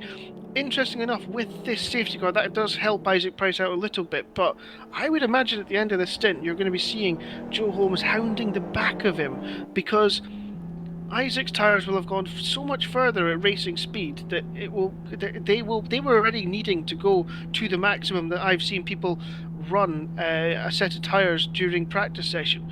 So it'll be very interesting, I think, this time to see how that reacts later in the race. There's not too many. Is there just one car between them? There is just one car between them at the moment. So that's not too bad a position to be Joe Holmes' position right now, I don't think, Travis. I think if I were Joe right now, I'd be quite happy with this, and I'd be kind of looking to move past Price at some point. Yeah, I think you're probably right. This is looking really good for Joe Holmes. I wasn't able to get a good look at cars coming by when he came into pit lane, but he was obviously able to get in there and then take off again before the line of cars came by. He's, as you said, he's just 2 positions on track behind Isaac Price. Isaac Price looked like, again, an interesting strategy call earlier that has worked out for him. Now in a good position. Joe Holmes right there, though, and I think tires being a bit newer is going to play into his favor as the laps wind down. Also notably, right behind Joe Holmes, we haven't talked about him for a little while, Yanni Catilla, who looked like he had suffered a death blow with some kind of incident earlier on in the race, had obviously had some damage and had a very long stop. Now right there behind Joe Holmes, back in the fight. Wow, he must have been going at some point to pass people during that safety car when we were focusing on Isaac Price. That's remarkable from Yanni Catilla to be back in position, effectively third, if people have to make pit stops at this point, because he did come into the pits for a second time during that first safety car. He took advantage of that to go back in the pits to make sure he did make it on tyres. So Catilla back up to 9th. That's interesting for the second half of this race. It is. Yeah, it is. I think this is ultimately shaken out favorably for all of these guys. Obviously, as we said, looking pretty good for Joe Holmes with tires that will be in good nick. I do wonder about Pally Peltagongas, who is at the front, hasn't stopped. We talked a moment ago about how it's not looking as good for him as it is for his competitors behind him, but it might be worth a mental exercise. How could this work out for him? What can he do to make this work, choosing not to stop under these first 2 safety car periods? I say first 2 as though it might happen again. It's entirely possible it will, but we hope it doesn't. Definitely, I think you're right. I think it will. What's the saying in racing? Safety cars breed safety cars, or is it? No, I think it's more of a NASCAR saying of cautions breed cautions, isn't it? Actually, but debris breeds debris, or something like that. Competition cautions breed competition cautions. Anyway, I think it's likely again. Peltagongas is running an FXR R3 R2 setup, so could he go the whole distance without stopping? That's a tricky one, Travis. I'm not sure. Yeah, I think that's hard to say. The FXR normally does go reasonably far. I think it'll be a front tyre more than the rear tyre that he'll be concerned by. So I don't know. He could go all the way. He could surprise us all. Certainly, he's in a good position. His pace has been really good. If he is pitting, he'll be looking to do what Joe Holmes was trying to do the previous safety car, which is stretch the lead as much as he possibly can. Yeah. So he's. I'm looking at his tires, and I think he will, as you said, I think he'll struggle for temperature a little bit. But I would say we're halfway through the race. Safety car pulling away now. Pally Peltagongas on the power early, going to zip past the safety car coming through the final corner. Hope he's not gone too early. But the tire's in pretty good shape. About halfway through, just shy of halfway through. I would say he's got about half the tread left. He might be able to make it go the distance. I think at this point, that's all he has left to try. If he makes a pit stop at any point, he's done. Yep, Joe Holmes is immediately coming past everybody that was behind. Price makes a move on Adam Brown. Joe Holmes makes a move on Adam Brown as well. So those two are now line astern. Here comes Johnny Katia on the back of Kosh. Yeah, pretty judicious driving by Adam there to very carefully slot into line. I think he knows he doesn't quite have the pace to keep up with Joe Holmes. Not worth fighting him. Certainly not worth fighting him over those curbs. But now he's going to go 3 wide with Yanni Catilla on the inside, David Godge onto the outside. Adam Brown, need to be careful here, buddy. Yanni Catilla on the inside. Looks like he has... Oh, Yanni Catilla decides to yield. Adam Brown takes the inside line, cuts across. Yanni Catilla is going to stay behind David Godge. Was 3 wide, now single file. Very cleanly done by these guys. Only halfway through the race, so smart driving by all 3 of them to stay on the road rather than fighting for positions. They can live to fight another day. Gee, Yanni does want to get through here, though. Peltokankas is gone, Travis. At the end of this first lap, Liam Patola behind them. I think they're trying to run without stopping. It's at the end of that first lap after safety car, it's 2.2 second lead for Peltokankas over Sean Lee and Nico Pantola. Price and Holmes are catching, but they have a bit of work to do. They do. Powley did make a great jump. It looked clean to me. I was following on board, and they got the call as the safety car came in. So just great driving by him. You got a 4-way battle here, Travis. Now Terzic has just made it past Tautovicius. Denniston is trying to also come past him, and Vitautas the Goodscast fancies to run at all of them. He was ahead before this pit stop, but the FZR is quicker in the pits than the FXR, and he's going to pick up a massive tow. The Goodscast could all take all 3 of them here. In fact, 4 of them. Yeah, the weaving is slowed down a little bit. Don't go there. Denniston down the inside, pushing Terzic back past the Goodscast. They both go past Tautovicius. The Goodscast goes around the outside and Linton makes the move stick. Vitautas the Goodscast using the power and the traction of the FXR to go around the outside, and that is how you do it there. These 3 seem to be together since lap 1. It feels like since the Goodscast made his move back to Denniston goes around the outside of the Goodscast, up on 2 wheels almost goes Goodscast. They both run wide onto the grass. Tautovicius in front behind them falls off in sympathy as well. They both stand back out the corner again. The Goodscast gets a better run out the corner. He's back on the back of Dennis Lynn. I don't think these 2 are enjoying racing each other too much, to be honest. There's a little bit too much close battling for my liking. Here comes the Goodscast down the outside. Can he make the move on Dennis Lynn's stick this time? He's going to try it. He's going to get the better run. Lind kicking the rear of the car out under braking, hits the Goodscast, pushes him wide, and all behind them, Johnny Katia is right behind them as well, waiting to pout. The Goodscast up on 2 wheels to the sausage curbs. That's not what you want to do for Tautas, and Dennis Lind has got the move done. Looking further back, we got a couple cars off, Yari Cadilla, and I didn't see who the other was. Yeah, Brzezinskis and Yari Cadilla off. Looks like they've gathered it up now. We'll have a look at them, make sure they're able to cleanly rejoin. It looks like they have. Scary moment for them. Isaac Price gets through. Now ahead of Nico Patola. Hunting for the lead, now in 3rd position. He's had the strategy come back to him. He's now chasing a couple cars that we believe are going to stop. Sean Lee ahead of him, about half a second up the road, and then Pauly Peltokangas, who has checked out, absolutely taken off. Can't even see him in the picture ahead of Sean Lee. Now just got him going into turn 1 there. Isaac looks like he is in the catbird seat to benefit from the shuffle of safety cars and the strategy calls of the drivers ahead of him. With Joe Holmes in picture behind them, needs to make a couple more positions to take the fight to Isaac Price.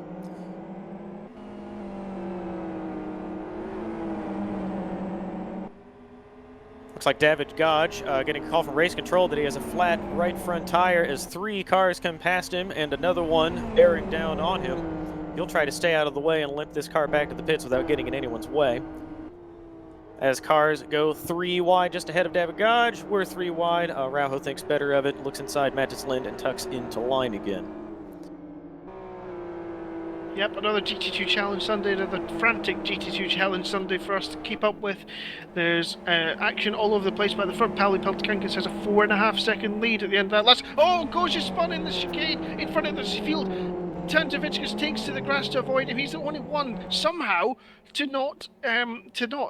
have an incident around with Gauche there. Gauche spinning in the second part of that chicane, and somehow nobody's hit him.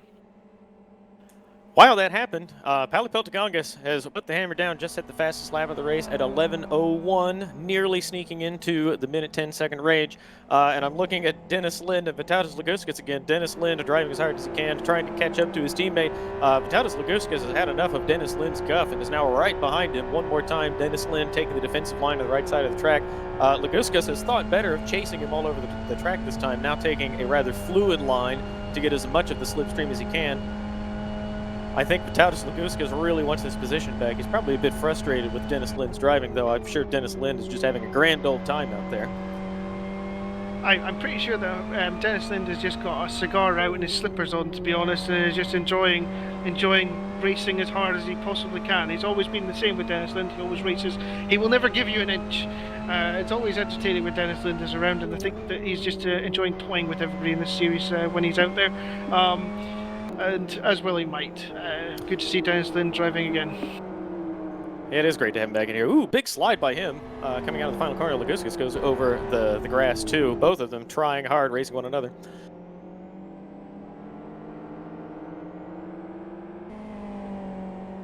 So Holmes, a Rampantola for P4, the Travis Mehlinger's favourite driver. They're dropping back to 5th position, and looks as though it's going to be 6th as well.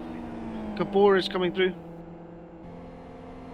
We have a couple of penalties gone out. Car 49, Kadrich, has got a drive-through penalty for overtaking for the for the start-finish line on the first restart, and Yoni Katia has got a penalty for hitting the same car, number 49, Kadrich, on lap 20. I think that must be. I wonder if that's maybe the incident I saw at the very end of when he went round spinning. Yeah, I think that's probably the reason why he spent so much time in the pits earlier too. So unfortunate that he was stopped for as long as he was. Safety cars managed to put him back in it, but then turns out the cause of that stop actually lends him a penalty. So he'll be frustrated with that. He brings it down below the pit entry line now into pit lane. He will serve this in the sim bin box of shame that we have a beautiful camera on, and then take off once again.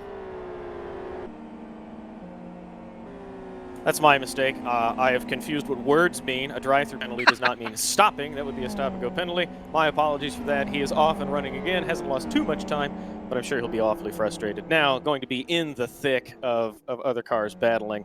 Has all of this work to do again. We'll have to cross his fingers for a safety car as he sneaks in right behind Martin Kapal coming through the chicane.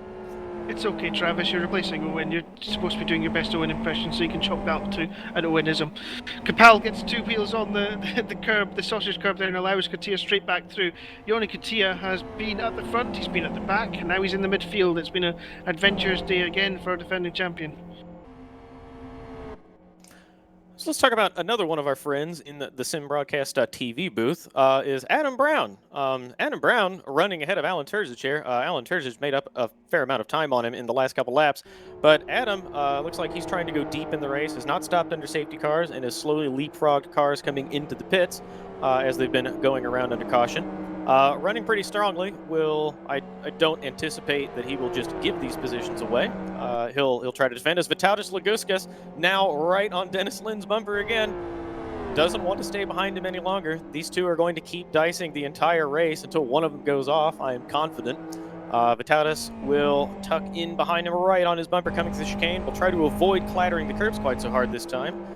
Just touches the sausage curb there. Now right on his bumper, coming down the back straightaway. Will benefit from the slipstream here, and they'll do this again, going through the next sequence of corners side by side, I have no doubt, as Alan Terzic tries to catch Adam Brown ahead of them. Ooh, Dennis managing to hold the position there, down into turn number 3. Meanwhile, the battle for second position is underway between Sean Lee and Isaac Price. Pali Peltagongas is still absolutely flying, Travis. He really does have the hammer firmly down. His lead is 7 seconds at this point. I think he probably does have to pit from this pace. It's 1 minute 10.95. Crikey. Peltagongas is checking out as best he possibly can. Yeah, we'll keep a close eye on him. I don't know that those left side tires will go the distance. Behind him, Sean with Isaac Price breathing down his neck. Isaac Price all over him coming to the chicane. Surely Isaac will have him coming down into the next corner. Though Sean Lee got a slightly better run coming out of the chicane, Isaac will have to use the toe here. If he's going to make the pass coming into the right-hander at the end of the straightaway, he'll have to be pretty heroic on the brakes. And he has a look. He'll go. And Sean, I think Sean knows his place in this race is trying to last as long as he can. Knows he's not going to finish well on pace. Just lets Isaac go, tucks in behind him, tries to avoid losing as much time as possible, and gets on with it.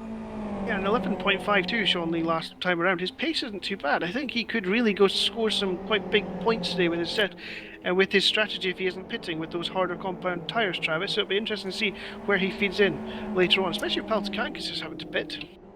Yeah, I'm impressed by how Sean has driven that. I think we know him for being a bit impetuous.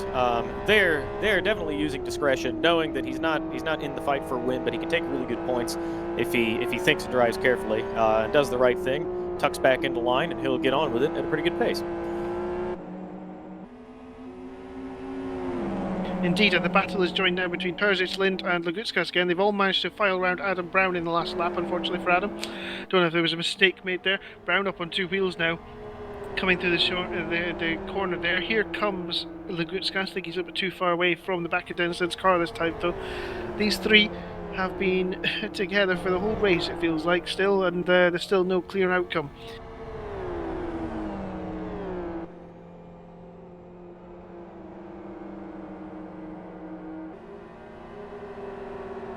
Further up, Joe Holmes setting a good pace. Not lighting the track on fire, but going awfully quickly. I think he'll have Sean Lee in a few laps' time. 3 seconds ahead of him to Isaac Price. Fourth on the road right now. We believe it will ultimately be second. Pali Peltikongas is out front, leading the race by a few seconds, but we are fairly confident he will have to stop again. Not think he will be able to go the distance. So Joe Holmes in net second right now, looking to take third on the road from Sean Lee and track down Isaac Price, which is a tall order. Isaac, no pushover, though, as we talked about earlier, Joe Holmes probably a little bit more to the good on tires than Isaac Price will be. Joe Holmes stopped some laps later. Isaac took advantage of the first safety car to go do a very long second stint on the tires. Joe Holmes came in under the second safety car. Will have much fresher rubber as the laps wind down. Yeah, Holmes is kind of going through the heat peak at the moment, which is why I think he's a couple of tenths a lap off his pure performance pace at the moment, but that's certainly one to keep an eye on. We've done 43 out of 70 laps, we're on lap 43 out of 70 in this race. And Travis, how about we do a rundown of the order? After we've seen this incident here where Kapal, Leipniskus and Lutski are side by side into turn number 3, and they're still side by side down into the chicane, right, left.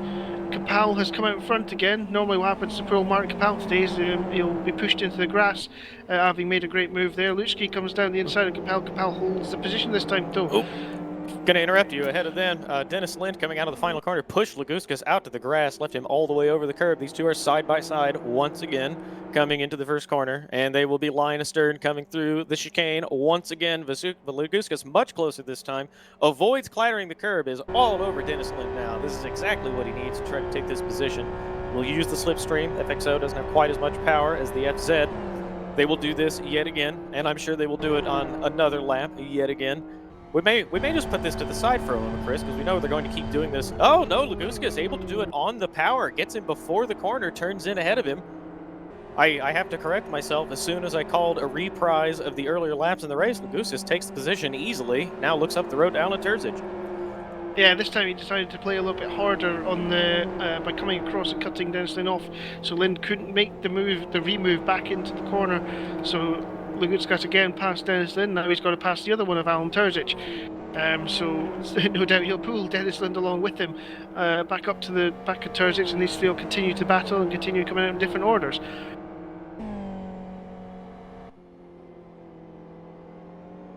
Seems like Joe Holmes has gone off somewhere. Gap was around was around 3 seconds, now up to 5, 3 seconds to the lead, or to Isaac Price, sorry.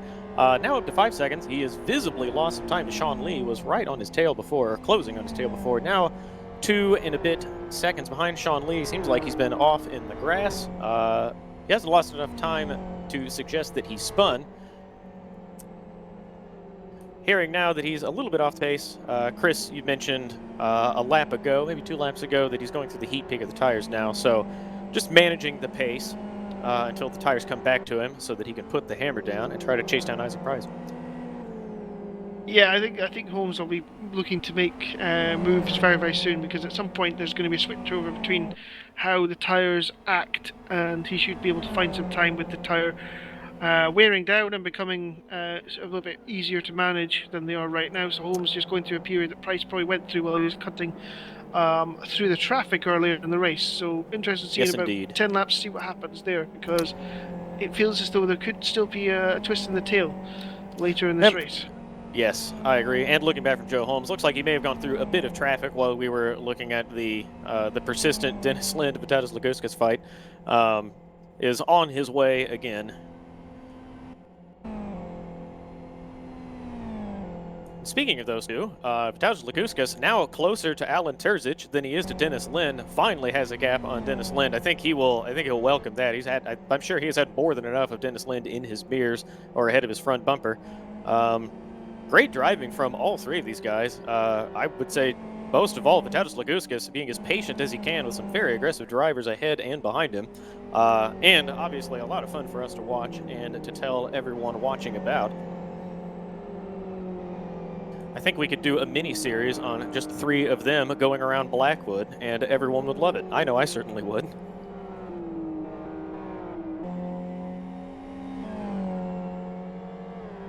So TV. So I do want to share, Chris, I'll share an interesting Dennis Lind fact with you. And I think you may remember this fact, is that in the distant past of Live for Speed history, before or as he was starting his professional racing career, he drove for Inex, as you mentioned earlier. He also did 1 round for me and my friends at Something Awful Racing. We hired a ringer to do a Fox race, and he did what we expected him to do, which was to smoke everyone and put points on the board for Something Awful. This is my shout out to an old friend, Spencer Rose. There's a 6-hour race coming up in a few weeks, and we would love to have him back to join us, have a good time. Not for points, not for honor, but for a bit of fun, and maybe Dennis Lind will pop in to say hi to him as well. We know you're out there, Spencer. Don't disappoint us.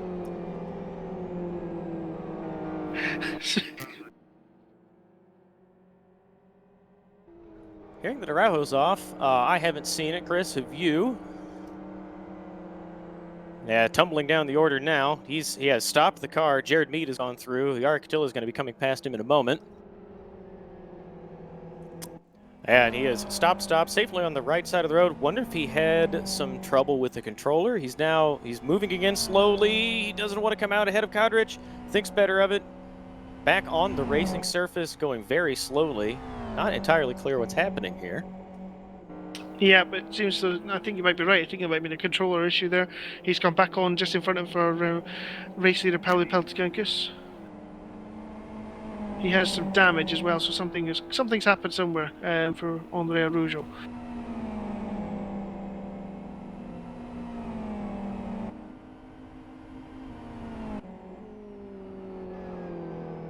As he heads for the pits. So there's actually 7 seconds there between Price and Joe Holmes. There's 5.3. Isaac Price is actually catching our race leader, Pauli Peltikankus. Sean Lee is doing a great job in holding Joe Holmes back, and his pace is very, very consistent at the moment. If he doesn't have to pit, then this is looking quite good, I think, for Sean Lee today. It is. I think we sold him a bit short a few laps ago. We kind of expected that Joe Holmes would catch him and go through. Joe, obviously, not on the pace that we expected from him, not on the pace that I think he expected from himself. Sean doing a good job to stay ahead of him, running a very respectable third, a consistent pace, taking good care of the car. I think he'd be really pleased with this.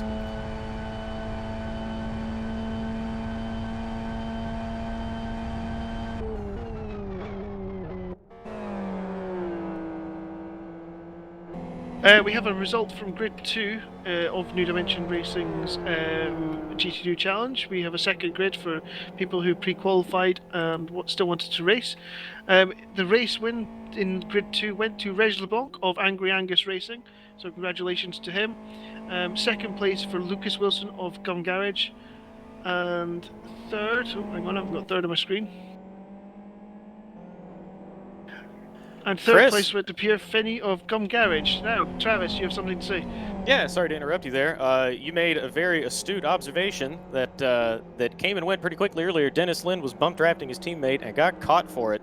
He is now coming in the pits to serve a penalty. Comes into the pits a little bit hot, puts the right side tires on the grass, just manages to keep it out of the wall and slows it down. And he trundles down pit lane at a truly frustrating pace.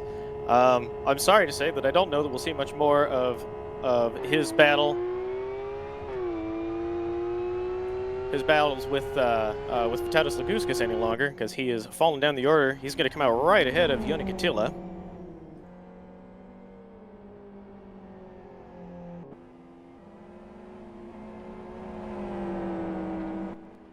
Yeah, maybe we'll get to do this again instead of Vitalis Laguskas harassing Dennis Lind and Vitalis Laguskas returning the favor. Now we can do this with Yannick Attila. The two of them, Dennis Lind obviously having just served a penalty. Yannick Attila served a penalty earlier in the race for contact. Race leader sorry to interrupt, Travis. I just spotted a purple and yellow and white car heading for the pits. It's our race leader Pauli Peltikankis. So Price is in lead and does a 1 minute 10.7 to celebrate the fact he's in the lead for the first time in this race. Peltikankis pits, so he did have to pit, Travis. So 50 laps. That is kind of where I expected the XRR to get to in this race. So tyres and fuel for Peltikankis. Where's he going to come out? He's in 10th position at the moment. I think he's going to be 11th, so Laguskas is ahead of him, so that's the top FXR. Yeah, Adam Brown is is right right behind through 2. Yeah, Linda's coming out, and I think Sara's going to get by. They're going to come by side. No, Pauli Peltikankis in behind Sara. Yeah, he's fallen. I think he'll be really happy with his time out front, and a little bit disappointed that he's fallen so far down the order. I probably would have benefited him to pit under either safety car. The first safety car pit stop strategy is obviously working really well for Isaac Price now, as Peltikankis comes alongside Sara. Yeah, the man with the worst number plate in the race. Anyway, the Laguskas and Terzic are in the final sector, and they continue without Dennis Lind this ferocious battle for 7th position as it is just now. I mean, these two have been together for most of this race. Laguskas has got a great run out of that final turn. The Terzic slightly wobbly. Here we go down toward turn number 1. Was a little bit of contact there, Travis? Did I miss a little bit of contact? No, Here goes Laguskas. I think you're right. They did touch a little bit. Laguskas outdid that easily. Dennis Lind was a bit more aggressive in his defenses. Alan Terzic decided to fall into line and try to take the position back coming down the straightaway rather than run side by side for half the circuit. I think Laguskas has this done pretty easily. Well, I think, yeah, it seems as though he does. Just enough out the draft. Here he comes now. Here he comes with the draft Terzic, but I think he's slightly too far behind to make the overtaking manoeuvre, as you say. I think Laguskas has that sewn up, and he's finally got around these two FZRs that he's been battling with ever since he made the poor start to the race. He started third on the grid, but he's dropped to 12th after the first couple of laps, and has fought back through the field several times in this race, and now is in 7th place. He is chasing the two Finns ahead, Nico Pantona and Jarno Lehkihainen. There. Try again. You'll get it eventually, Chris. I don't want to. I said it perfectly earlier. Now I'm annoyed at myself. That is Lehkihainen chasing Nico Pantola. The two of them racing for position ahead of Vitalis Laguskas, and there might be a bit of a fight in it here in a moment to Chris's chagrin. So I can make him say his name again. I got it right earlier. It always happens when I think I'm going fast. That's the problem. So you're doing Owen impressions, I'm doing the impressions, that's fine.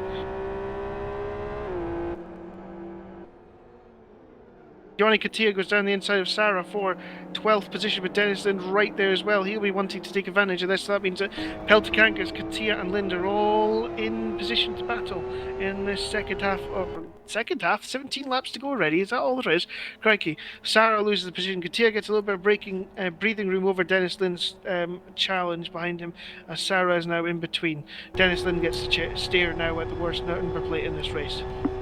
Yes, looks like this could shape up to be an interesting battle too, because Dennis Lind, Yannick Attila again on the penalty strategy now, with a car arguably slower between them. Should be interesting for you, Chris. This is the battle of drivers whose names are easy to say. We'll keep an eye on this. As it looked like Dennis Lind went wide onto the grass there. He did. Yeah, Dennis Lind pushing hard to try to make up positions that he lost with the penalty, and undoes his hard work. Now has to catch Sarah again. Joe Holmes is on the back of Sean Lee. Sean Lee's tyres are getting past their sell-by date with 16 laps to go. They're getting very, very cold. They are the harder compounds. I don't think he'll have any problems with the wear of them, but I think he's starting to have issues. Joe Holmes finally beginning to wind up, but I think it's a little bit too late to catch Isaac Price. Holmes takes second position. Lee, that was an odd manoeuvre onto the back of Joe there, but Joe Holmes up into second position finally. And at the moment, Travis, it looks as though pitting in the first safety car was the winner. Yeah, I think it may be. Joe, the tires have come back to him now. He's gone through the heat peak. The tires looking really good. He's got lots of tread on them, so he can push really hard, but that's a pretty big gap. That's going to be hard to do, especially with Isaac Price out front, setting pretty close to qualifying pace. He's setting laps that were in the top 10 and qualifying pretty easily. I think Joe should feel good about driving up to second place on merit, but I don't know that he's going to catch Isaac Price. 9.9 seconds the gap, with 16 laps to go, as Gabor has had an issue with a front left puncture.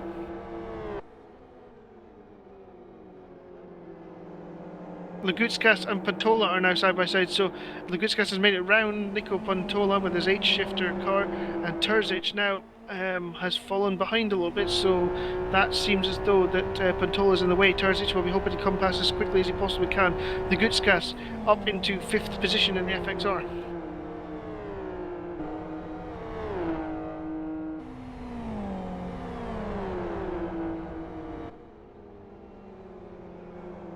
That is visibly gaining on Liaison as well. I think he'll have... Nico's still there, but I dare say that Lagutskas has dispatched him for good. Now looking up the road, looks like Nico Patola got it a little bit wrong coming out of the fast chicane there. Has Terzic on the outside, Terzic on the left, manages to make the pass stick, just goes into the grass.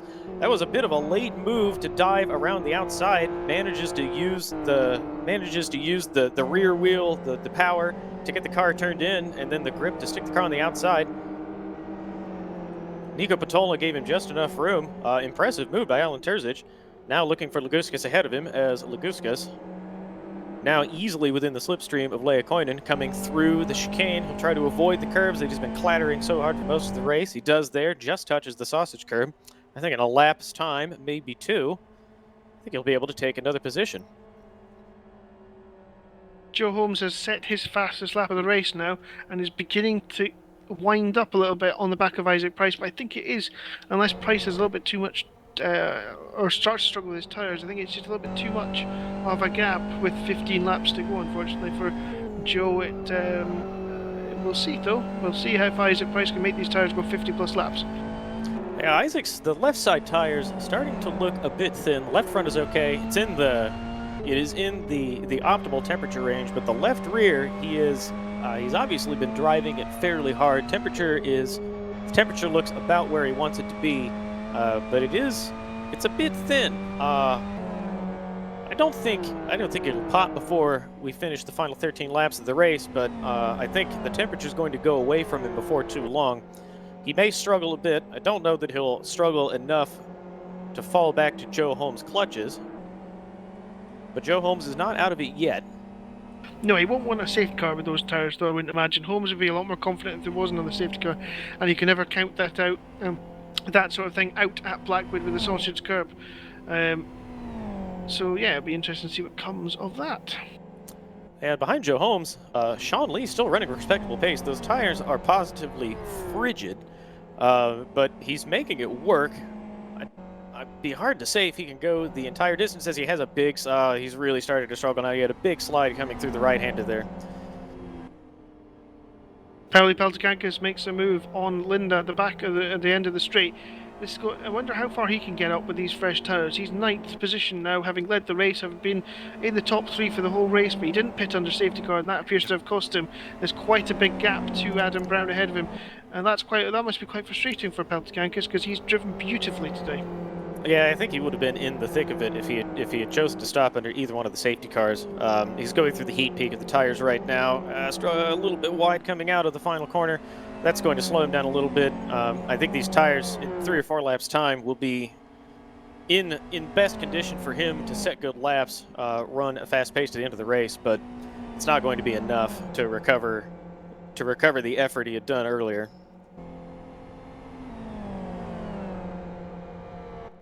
Neither Joni Katia nor Dennis Lind really making much of an impact on their charge back through the race at the moment. They're in 11th and 12th position. They've lost a little bit of gap to Pauli Peltokankis, who came out the pits just in front of them. So yeah, it seems to be quite settled at the moment, or more settled than it has been at any point of this race so far.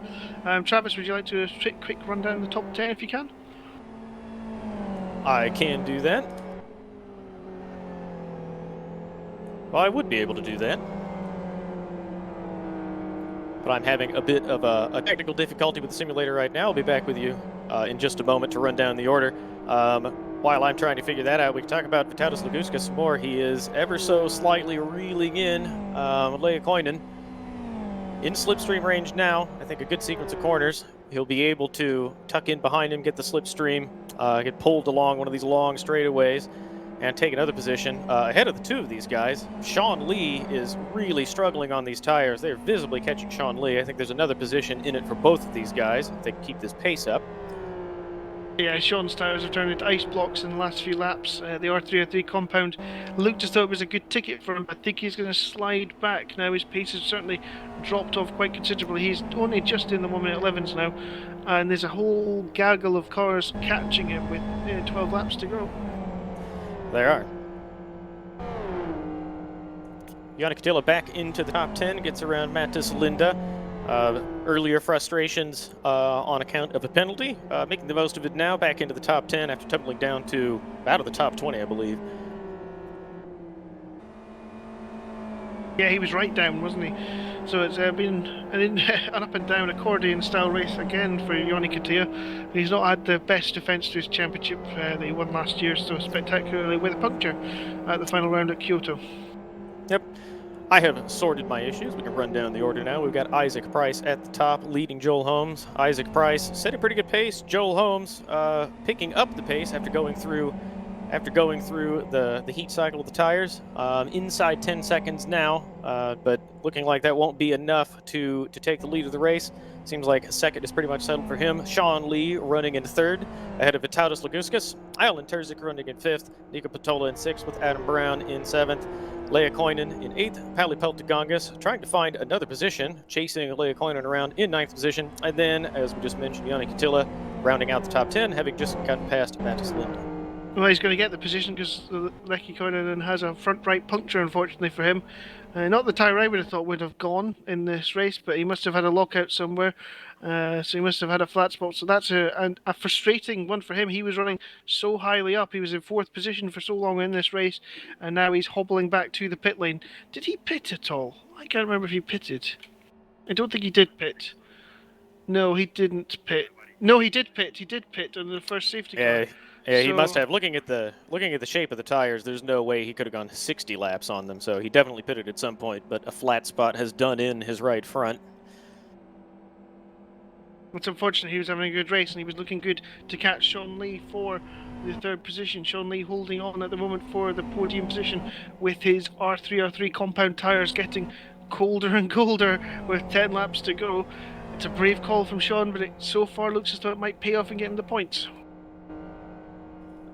Maybe. This might be awfully close for Sean Lee. Those tires are looking awfully thin. The left rear in particular, Laguskis in pursuit. may or may not be able to do it on pace, but Sean Lee is playing with fire, well, or playing with ice, depending on how you see it. Those tires, it's going to be a chore for him to make those last another 10 laps, especially with any pace, not having any temperature in them. Dennis Lind takes Mattis Linda, so an all Lind battle there, resolved in the Danish version, coming out on top of the Latvian version. He's into the top 10 now. After all the incidents that's happened before, he's closing in again on Joni Katia and Pauli Peltokangas. Something happened to Peltokangas because he's suddenly dropped back into the clutches of Joni Katia. In fact, he's got a very, something's quickly happened to Pauli Peltokangas at some point. His front left tyre has massive amounts of wear. And Denison does the fastest lap of the race out of nowhere. Where did that come from? Peltokangas is struggling to slow the car down and turn into the turn on one hairpin. Joni Katia's got to fancy his chances of taking away that 8th position. Yeah, I think Pauli Peltokangas is just coming over the peak of tire cycle right now. He'll struggle for a couple more laps. He left it awfully late to try to make this work. He'll be pretty frustrated. Joni Katia on all over him now. Swings out wide to the left side of the racetrack. I think he'll probably try to do the over-under here as Pauli Peltokangas struggles for front-end grip. No, manages to stay ahead. They'll follow one another through this sequence of corners. Pauli Peltokangas, front end of the car visibly sliding across the track. The all-wheel drive FXR, my mistake, not able to overcome the loss of grip from high tire temperature. And that's let Dennis Lind fall in right behind the two of them. Going to have a look down the inside of Joni Katia coming into the final corner. Joni gives him just enough room. Dennis pushes him over the grass. A little bit naughty by Dennis Lind, though he's pitching into the corner, driving as hard as he can. Gives Pauli Peltokangas a bit of breathing room to manage these tires until the temperatures come down. Dennis going to have a heroic look coming into the first corner inside Joni Katia. Can't make it happen there, but will be all over him like a rug on a floor. The two of them clatter the curbs one after the other. They're just letting Pauli Peltokangas get away, even though he was vulnerable with these very hot tires.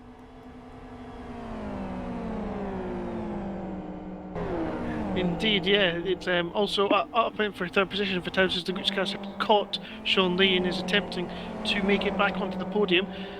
Should be some results from his first lap shenanigans and all the battles he's done with various people today. It's mainly Dennis Lind. So, yeah, we talked about Sean's discretion earlier in the race, and now he's fighting hard on tires that are just going to explode if he even breathes on them. I'm a little surprised he's fighting so hard, but he's not going to give up. He will entertain us, if nothing else. Oh, I wouldn't go for that, Sean. If you lock up any of those front tyres, you're done for, Sean. You just have to make it to the end now.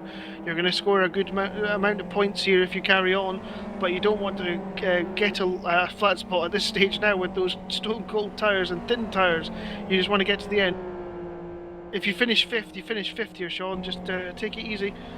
The podium is gone. 4th and 5th doesn't really matter, but getting to the end does. Peltokangas, Katia and Linda having a battle down the straight. Katia comes past Peltokangas in a straight line.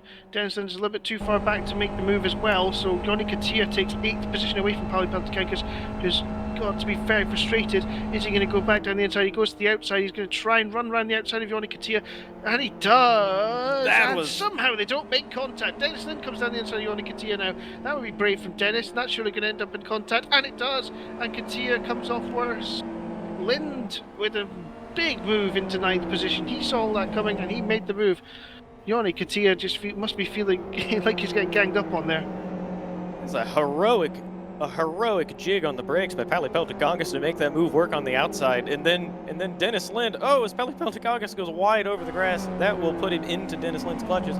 Dennis Lind, taking advantage of that as much as he possibly can, manages to get by Joni. Joni has fallen off the back of these two now. Not sure why he ended up so far back, but now has Mattis Lind on his bumper coming through the first sequence of corners. Dennis Lind wants this position badly. We thought Dennis Lind might have struggled a little bit, had fallen off the pace, then set a fast lap a few laps ago, and has come alive for the waning laps of this event. Now driving as far down the inside as he possibly can, uses the power to get by Pauli Peltokangas. See if Pauli jumps on the brakes once again and tries to make anything happen on the outside. He cannot, a little bit too far back. I think Dennis has it. He does. Nice move there for Dennis Lind again. Double move, very, very decisive moves as well. We have a car with a puncture. He's in turn number 4. This is a bit of an issue for him. It's car 99, is it? Yep. Sorry to interrupt you, bit of excitement out front. Sean Lee now has Alan Terzic all over him. Alan Terzic right on his bumper coming through this first sequence of corners. Sean Lee obviously striking out. Yeah, Sean Lee goes a bit wide. Has Alan Terzic alongside. Oh. There's contact. Sean Lee goes over the curb. Alan Terzic was not able to streak away through the chicane there. Alan Terzic must have ended up over the curbs on the other side of the circuit there. The two of them managed to avoid catastrophe. Terzic through, Sean Lee in 5th.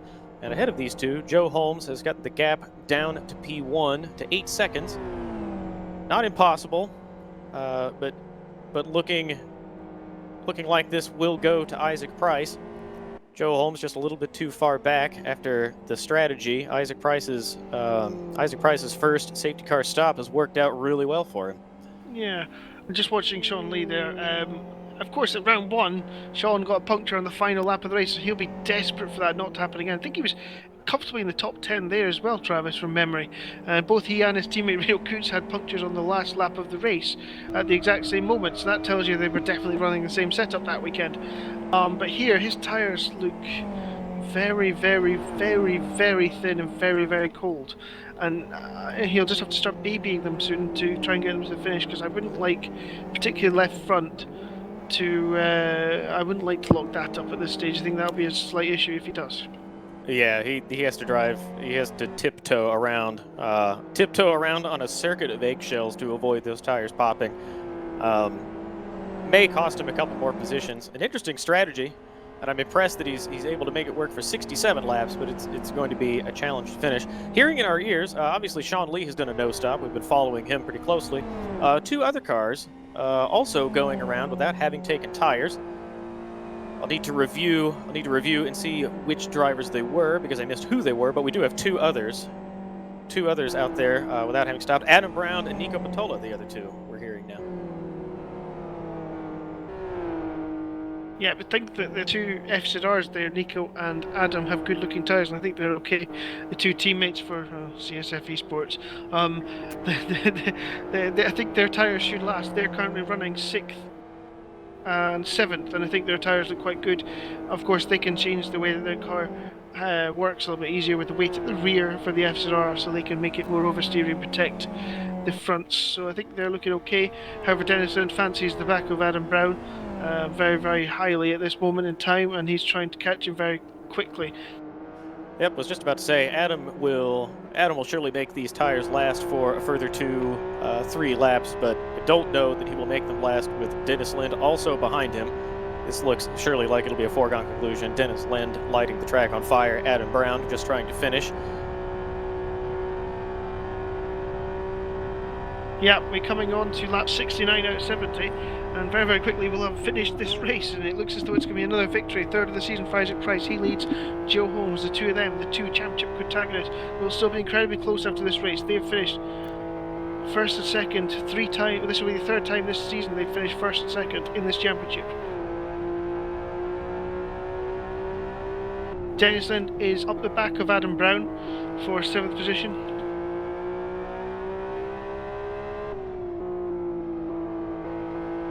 Dennis Lind staring at Adam Brown intently at this moment in time. He needs that position. He wants that position. He can smell the back of Adam Brown for 7th position.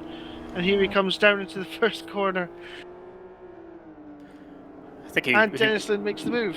Yeah, through pretty easily. I'm sure he wants Adam there behind him so he can see the hood of that car in his mirrors. I have no doubt he'll be admiring that for the next 15 seconds.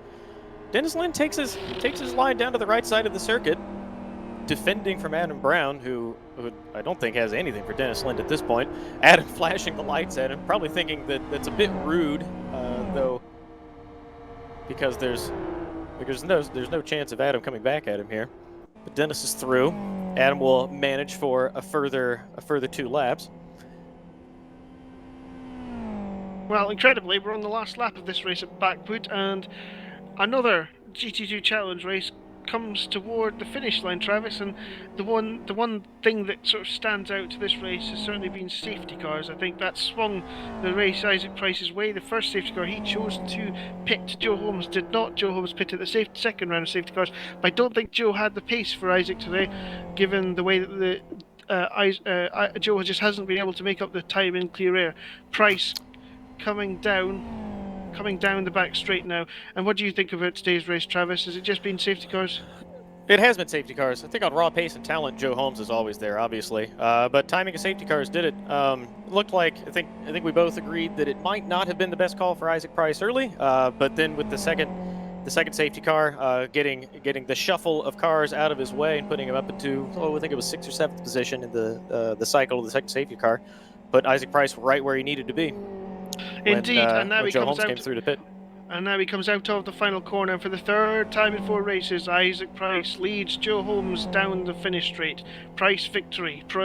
Joe Holmes will finish second, around about 8 seconds behind.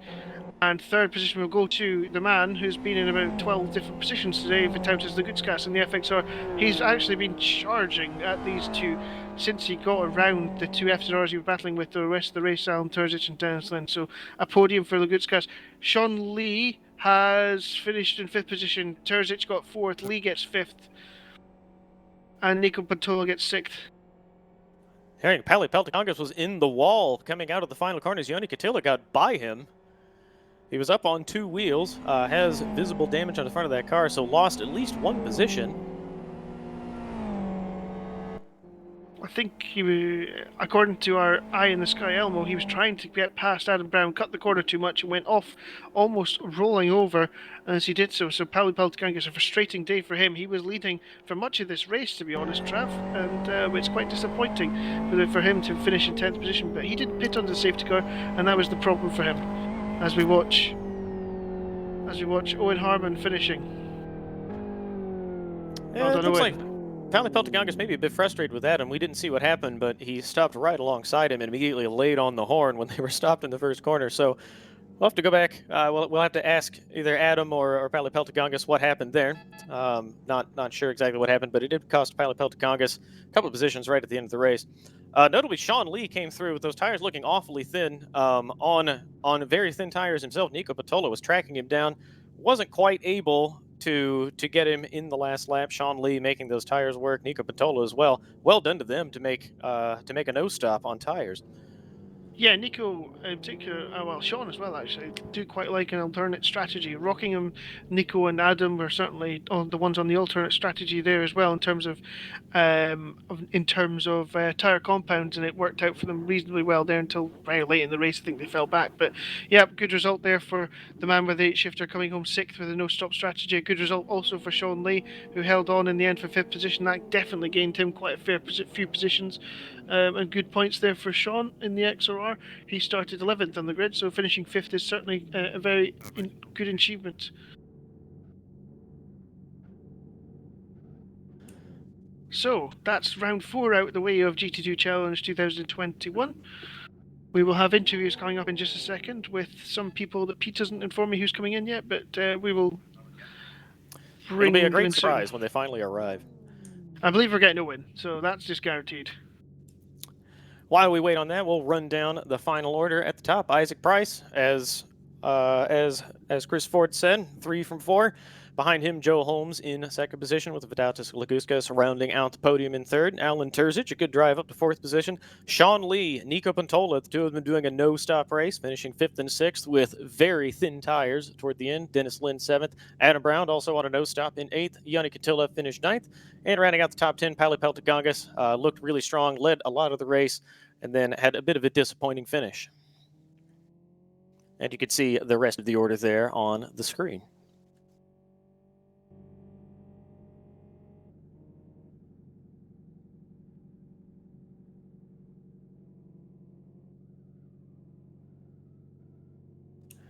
All right, we'll take just a moment here to catch our breath. We've got Joe Holmes ready for an interview. We'll talk to him in just a few seconds. Be right back.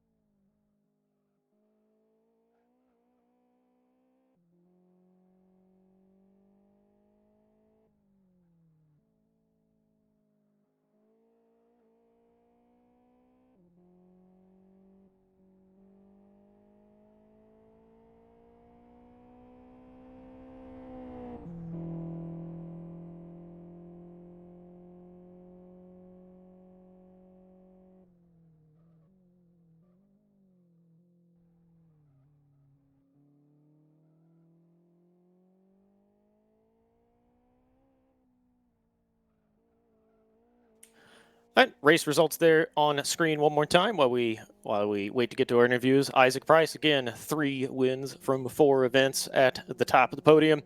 Second place, Joe Holmes, who we'll be talking to in just a moment. Rounding out the podium, we have Vitalis Laguskas in 3rd position. Alan Terzic there in 4th. Good drive from him, Dennis Lynn teammate. Sean Lee and Nico Pantola making the no-stop work to their advantage. Strong finishes in 5th and 6th position for them. Dennis Lynn set the fastest lap of the race on the final lap or the penultimate lap, a 10:66, not too far off his qualifying pace.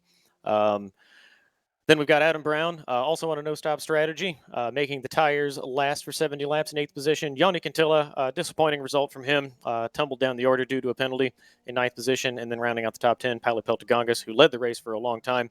Kind of an unfortunate strategy call, costing him a lot of positions. In 11th, Mattis Lind, and then 12th, we got Botev, Martin Kapal in 13th, Sara in 14th, 15th, Darius Vazinskas.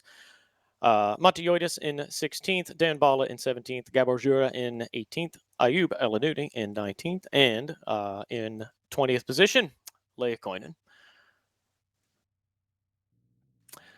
And I think we've got interviews lined up, ready to go. We can have a chat with Isaac Price, our winner. Isaac, well done to you.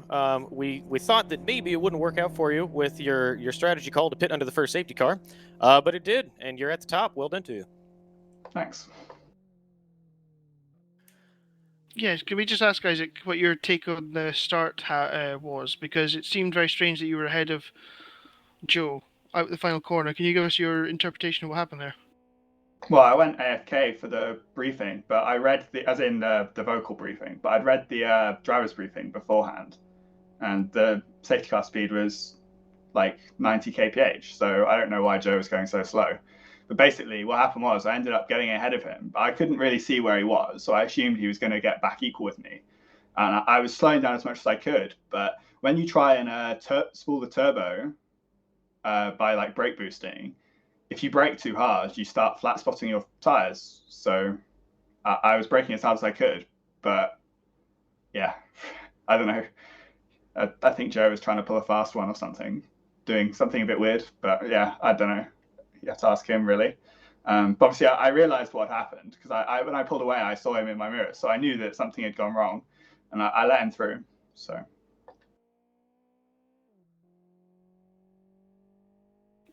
So yeah, after that, you decided to pit in the first safety car, which put you pretty much close to the maximum that I think I'd seen anybody being able to do their tires during the race. Was that a bit of a gamble given how far you still had to go in the tires? I mean, it's a little bit of a gamble, but only really because you have to overtake so many cars. It would have probably been quite a close race if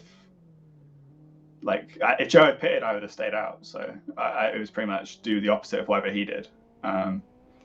Yeah, I mean, the tires, I think, made it quite easily in the end. Obviously, the second safety car helped a little bit, but yeah, I could do 53 laps in practice. That's what I did when I just did a normal stint. So I was fairly sure I should be able to get the 54, but the tailwind into the first corner was a little bit of I wasn't 100% sure how that was going to affect the tires because obviously it was we were like sliding quite a lot more in turn 1 than normal. So obviously you always have a little bit of unknowns, but because I was taking it quite cautiously the last 10-15 laps, my tires got quite cold, so it was hard to kind of know exactly where it was at. But I think there was at least 5 laps left probably in them, I guess. Sean did the whole race, didn't he, on one set? So yeah, using R3, yeah. Oh, he did R3, did he? Okay. Yeah, he did R3. The other two that didn't pit were Nico Pantola and Adam Brown using R2, R3 with the FZR. So a mix of strategies again in this series, same as last year, really, where we actually yourself was the one who's holding on without pitting at the end of the race, but we had the chicane this time, which might have made a bit of a difference. But okay, so we have 2 weeks until we go to Fern Bay Classic, another interesting track for the cars, which will be bouncing over the curves at Fern Bay. How do you see that one going? That's certainly not a usual event that we have for GTRs, so that'll be, I think, challenging all the drivers. Yeah, well, I mean, I raced it last time, like maybe 9-10 years ago. So yeah, it'll be a bit interesting to see how that goes. But yeah, I mean, Fern Bay is always a fun track. I'm sure there'll be lots of safety cars, and it'll be kind of quite a similar race to this one, I would have thought. Yeah, no doubt. Congratulations again, Isaac Price. 3 wins out of 4, and we'll see you in a couple of weeks' time. Thanks. Joe Holmes now joined us, second place today. Joe, I asked Isaac for his thoughts on the start incident there. Can you give your how you saw that incident happening? A bit confused. I mean, I just held the speed limit that we were told to do. I don't know if he thought that we're going to go early, but obviously you go when the green flag comes. So when I saw that he'd gone, I just thought, 100% he's going to get a drive-through penalty here. Bear in mind, I got one at Rockingham for not jumping the start, so surely he's going to get one for jumping the start. But he didn't. He got a warning, but I think, to be fair, into turn 1, it looks like he let me through. So I think he tried to make up for it there. Yeah, it was certainly a confusing incident for us, and then more confusion during the safety cars. You decided not to pit in the first safety car. Travis and I thought that was probably going to be the right move, especially if there wasn't a second one, especially the pace you had after that safety car. But then you pitted under the second safety car, and it didn't seem as easy to get through the traffic as you wanted it to. Can you give us a thought on the strategy and how it went today? Yeah, I mean, I knew that. I mean, I could do 51, maybe 52 laps at an absolute push. So even if I pitted when Isaac did, I wouldn't have got the tyres to the end, so I would have had to pit again. So I was thinking, if he's going to be stuck in traffic, obviously I'm hoping that there won't be another safety car, and I might have had a chance, because I think when the second one came out, I think I was like 19 seconds ahead of him. I'm pretty sure I pit stopped maybe like 30, 35. So he would have still had to go through traffic at that point, and I would have obviously had nice thin tyres that you could push on. I think as soon as the second one came out, I knew I didn't really have a chance of winning it unless a third safety car came. Yeah, it was certainly looking like it was going to be a very interesting battle, because you were I think 21. I think is what you were when the safety car came out, because there was I think there was about 4 or 5 cars in a line at one point just before that safety car line. So it was I don't know whether that gamble would have paid off. It would certainly have been fascinating to see. It would have been very close. Yeah, that's what he says as well. It would have been certainly very interesting to see what would happen. So that's 3 out of the 4 rounds down. It's Fern Bay next. I mean, I asked Isaac how he thought it's going to go. Certainly with the curbs at Fern Bay always being a bit of an issue. How do you see the next round going? I usually get on with Fern Bay. Like this round at Blackwood, I don't get on here at all. So taking second, I'm happy with that. But Fern Bay, I'll probably go into it with a bit more confidence. But as you mentioned, it's a combination that not many people do. So can a setup play dividends here? Because obviously the tracks that we normally do, people get older setups from a couple of years ago. I know me and Isaac make our own, so it might be something special. But like he just said, it's going to be safety car heaven. So I can't see pushing and trying to build a gap being beneficial at all, to be perfectly honest. And the bus is going to be rapid, I imagine. Oh, the bus. I can just see Mr. Lagutskas and Mr. Peltikankis' eyes lighting up for this track. Yeah, although they are incredibly easy to flip around there. So. They are. Yeah, so, I expect to see some turtle buses, let's put it that way. I'm curious, tell us how you craft a strategy going around a track when you know there are, or when you feel confident there are going to be a lot of safety cars. Do you set up for pace and just run as hard as you can, knowing that there are going to be 3 or 4 safety cars, and just run quick laps between safety cars, or do you do it somewhat conservatively to try to stay out of trouble? How do you do that? I think probably option B. I mean, I don't think. I think in the XR, I haven't tried the track yet, but I assume in a race, R2s all round won't work. So maybe like an R2, R3 setup, and just make it so that you can go to the end, so that if a safety car comes out, you can hold your position at the front of the field, so you're not getting involved in people flipping in front of you and all that sort of stuff. So I think set it up just to be conservative, because I think track position is going to play around there. Yeah, it'll certainly be very interesting. So thank you very much, Joe, for joining us, and congratulations on second place, and we'll see you in 2 weeks. Cheers, see you then.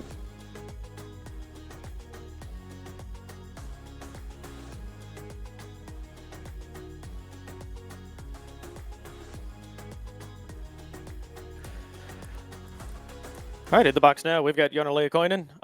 A good effort from you. You ran strongly toward the front. How did they go for you? How did you feel? Yeah, well, the race was a big disappointment, because I was running for third, and then had some massive lockup, and then it got the tire blew. So I don't know what it happened. Where was the lockup? Was it into turn 1? Yeah. Yeah, that's very frustrating because it seemed like it had a lot of meat left in those tires. Because you had pitted, hadn't you, under the first safety car? Or was it the second? Second. Yeah, because you were running. I think you were probably set for third position. Okay, Mr. Busman Lagutskas was coming up quite quickly as well, but Sean Lee was dropping back on the tires. So it's very, very frustrating for you because it's to be so close to the podium, having had a hard race all day, battling away with. Various different drivers. I think third place would have been a good reward for that, so it's unfortunate. I found it a very strange one that it went, though, because it must have been a hell of a lockup. Yeah, it was, and I actually looked at after the lockup, and my I saw that it was kind of smoking the tire, so so I guess it was bad. That's very unfortunate. We go to Fern Bay next, and this is not. I'm just looking at the rescue cars driving around this track, and I can't imagine this is going to be a great track for racing on, but it could be quite entertaining with the curbs. How are you feeling for Fern Bay? I've always liked it, but have to say that driving in a GT car was back in 10 years ago, so that Yes, that might be a different feeling now. I'm just looking at it's the track that they've developed with the oval sort of thing up the hill. So I mean, I don't think I've seen a GTR car go around that corner, so that could be quite interesting. Yeah, it's interesting too. Looking forward. Isaac shared a similar thought when we talked to him a few moments ago, where he said that he was looking forward to it, though he hadn't driven it in a long time. So it seems like that might be a theme. Yeah. Jonathan Palmer says it was last used in IGTC in 2011. So I mean, I was 21 then, and a lot's changed since then. So I mean, crikey. Anyway, Jorno, thank you very much, and we'll see you in a couple of weeks' time. Thank you. Cheers.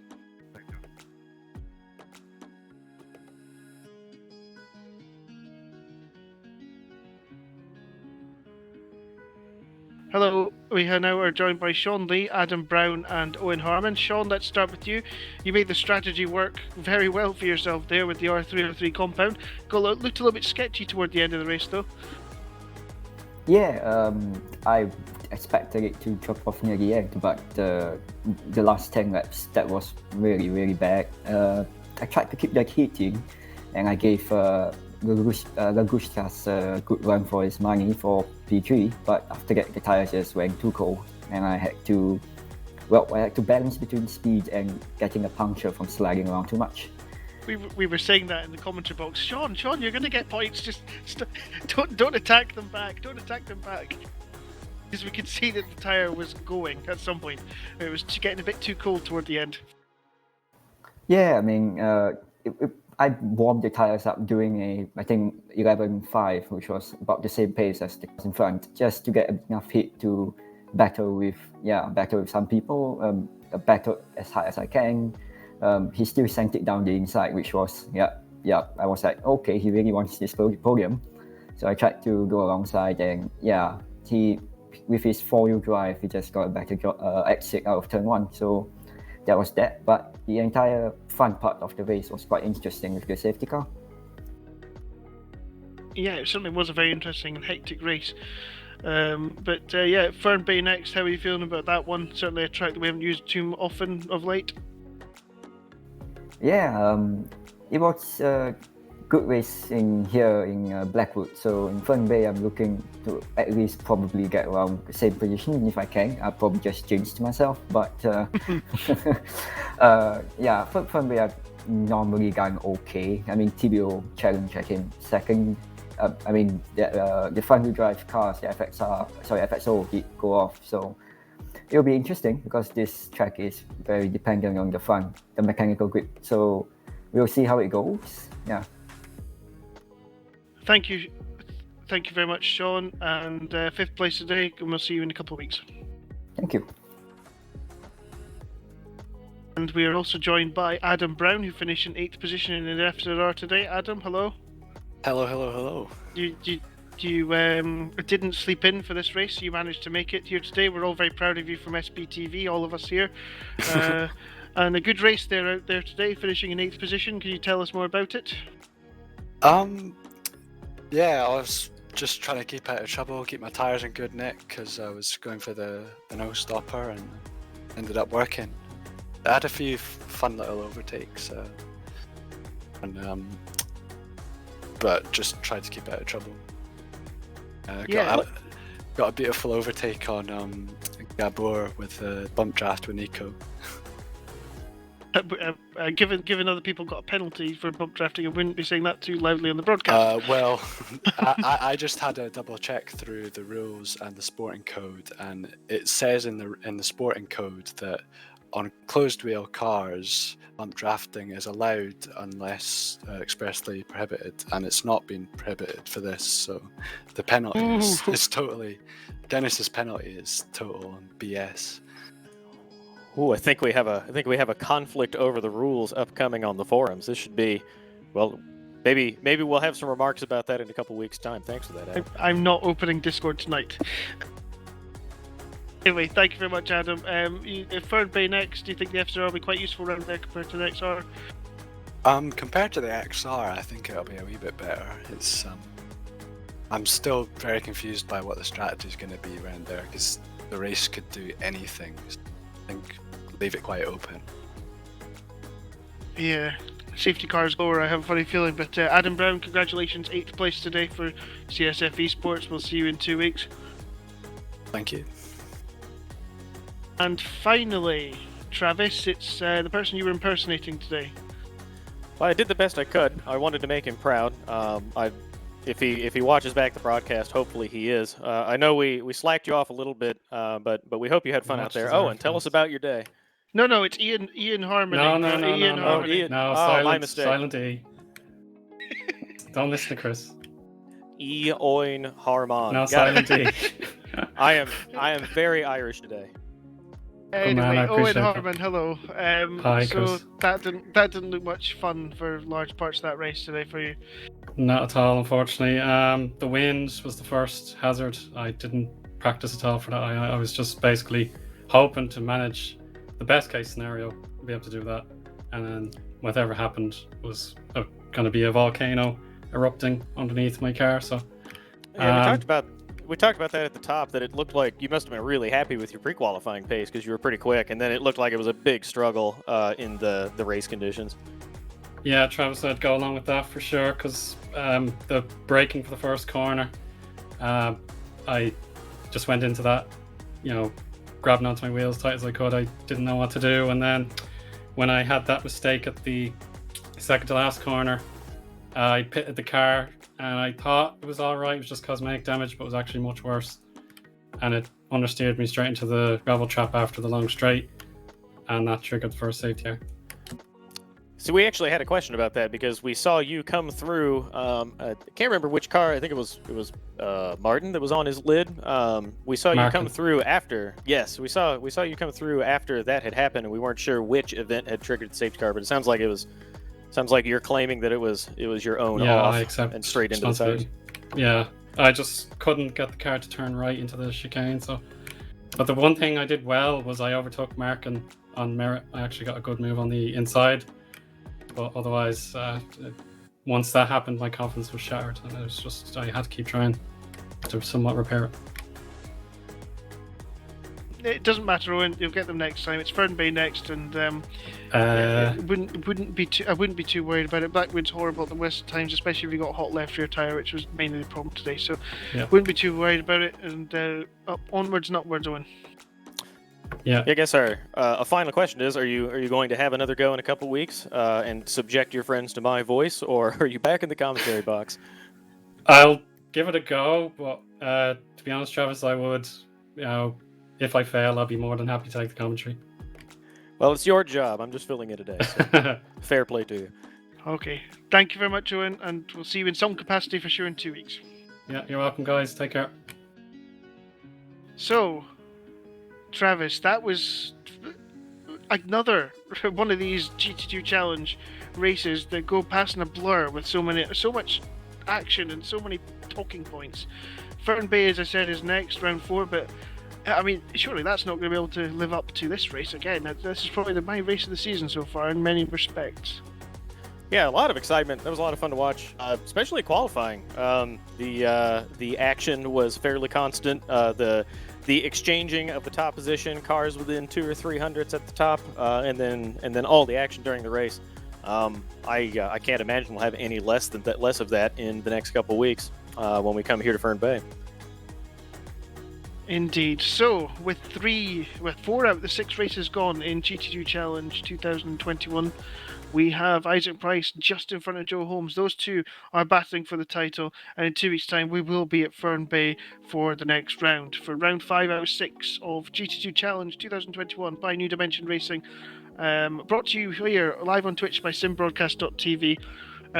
Join us next for Ronnie's Tuesday Fun Race XL 50th edition. It's the second round of the 2021 season at Fern Bay Gold in UF1s, and that's on Tuesday the 23rd of February. Join Pete Butcher and I believe Owen Harmon for that race, live here on Sim Broadcast TV. The GT2 Challenge crew will be back on Sunday the 7th of March 2021 at 6 o'clock as per usual for round 5 of the season from Fern Bay. I've been Chris Ford. Thank you very much, Travis Mehlinger, for joining me today. Thank you to Pete Butcher on cameras, Elmo, as per usual, as Eye in the Sky, and all the race people at New Dimension Racing. And thank you as well for joining us today, because we wouldn't be able to do it without you. I'll be back in 2 weeks' time. See you then.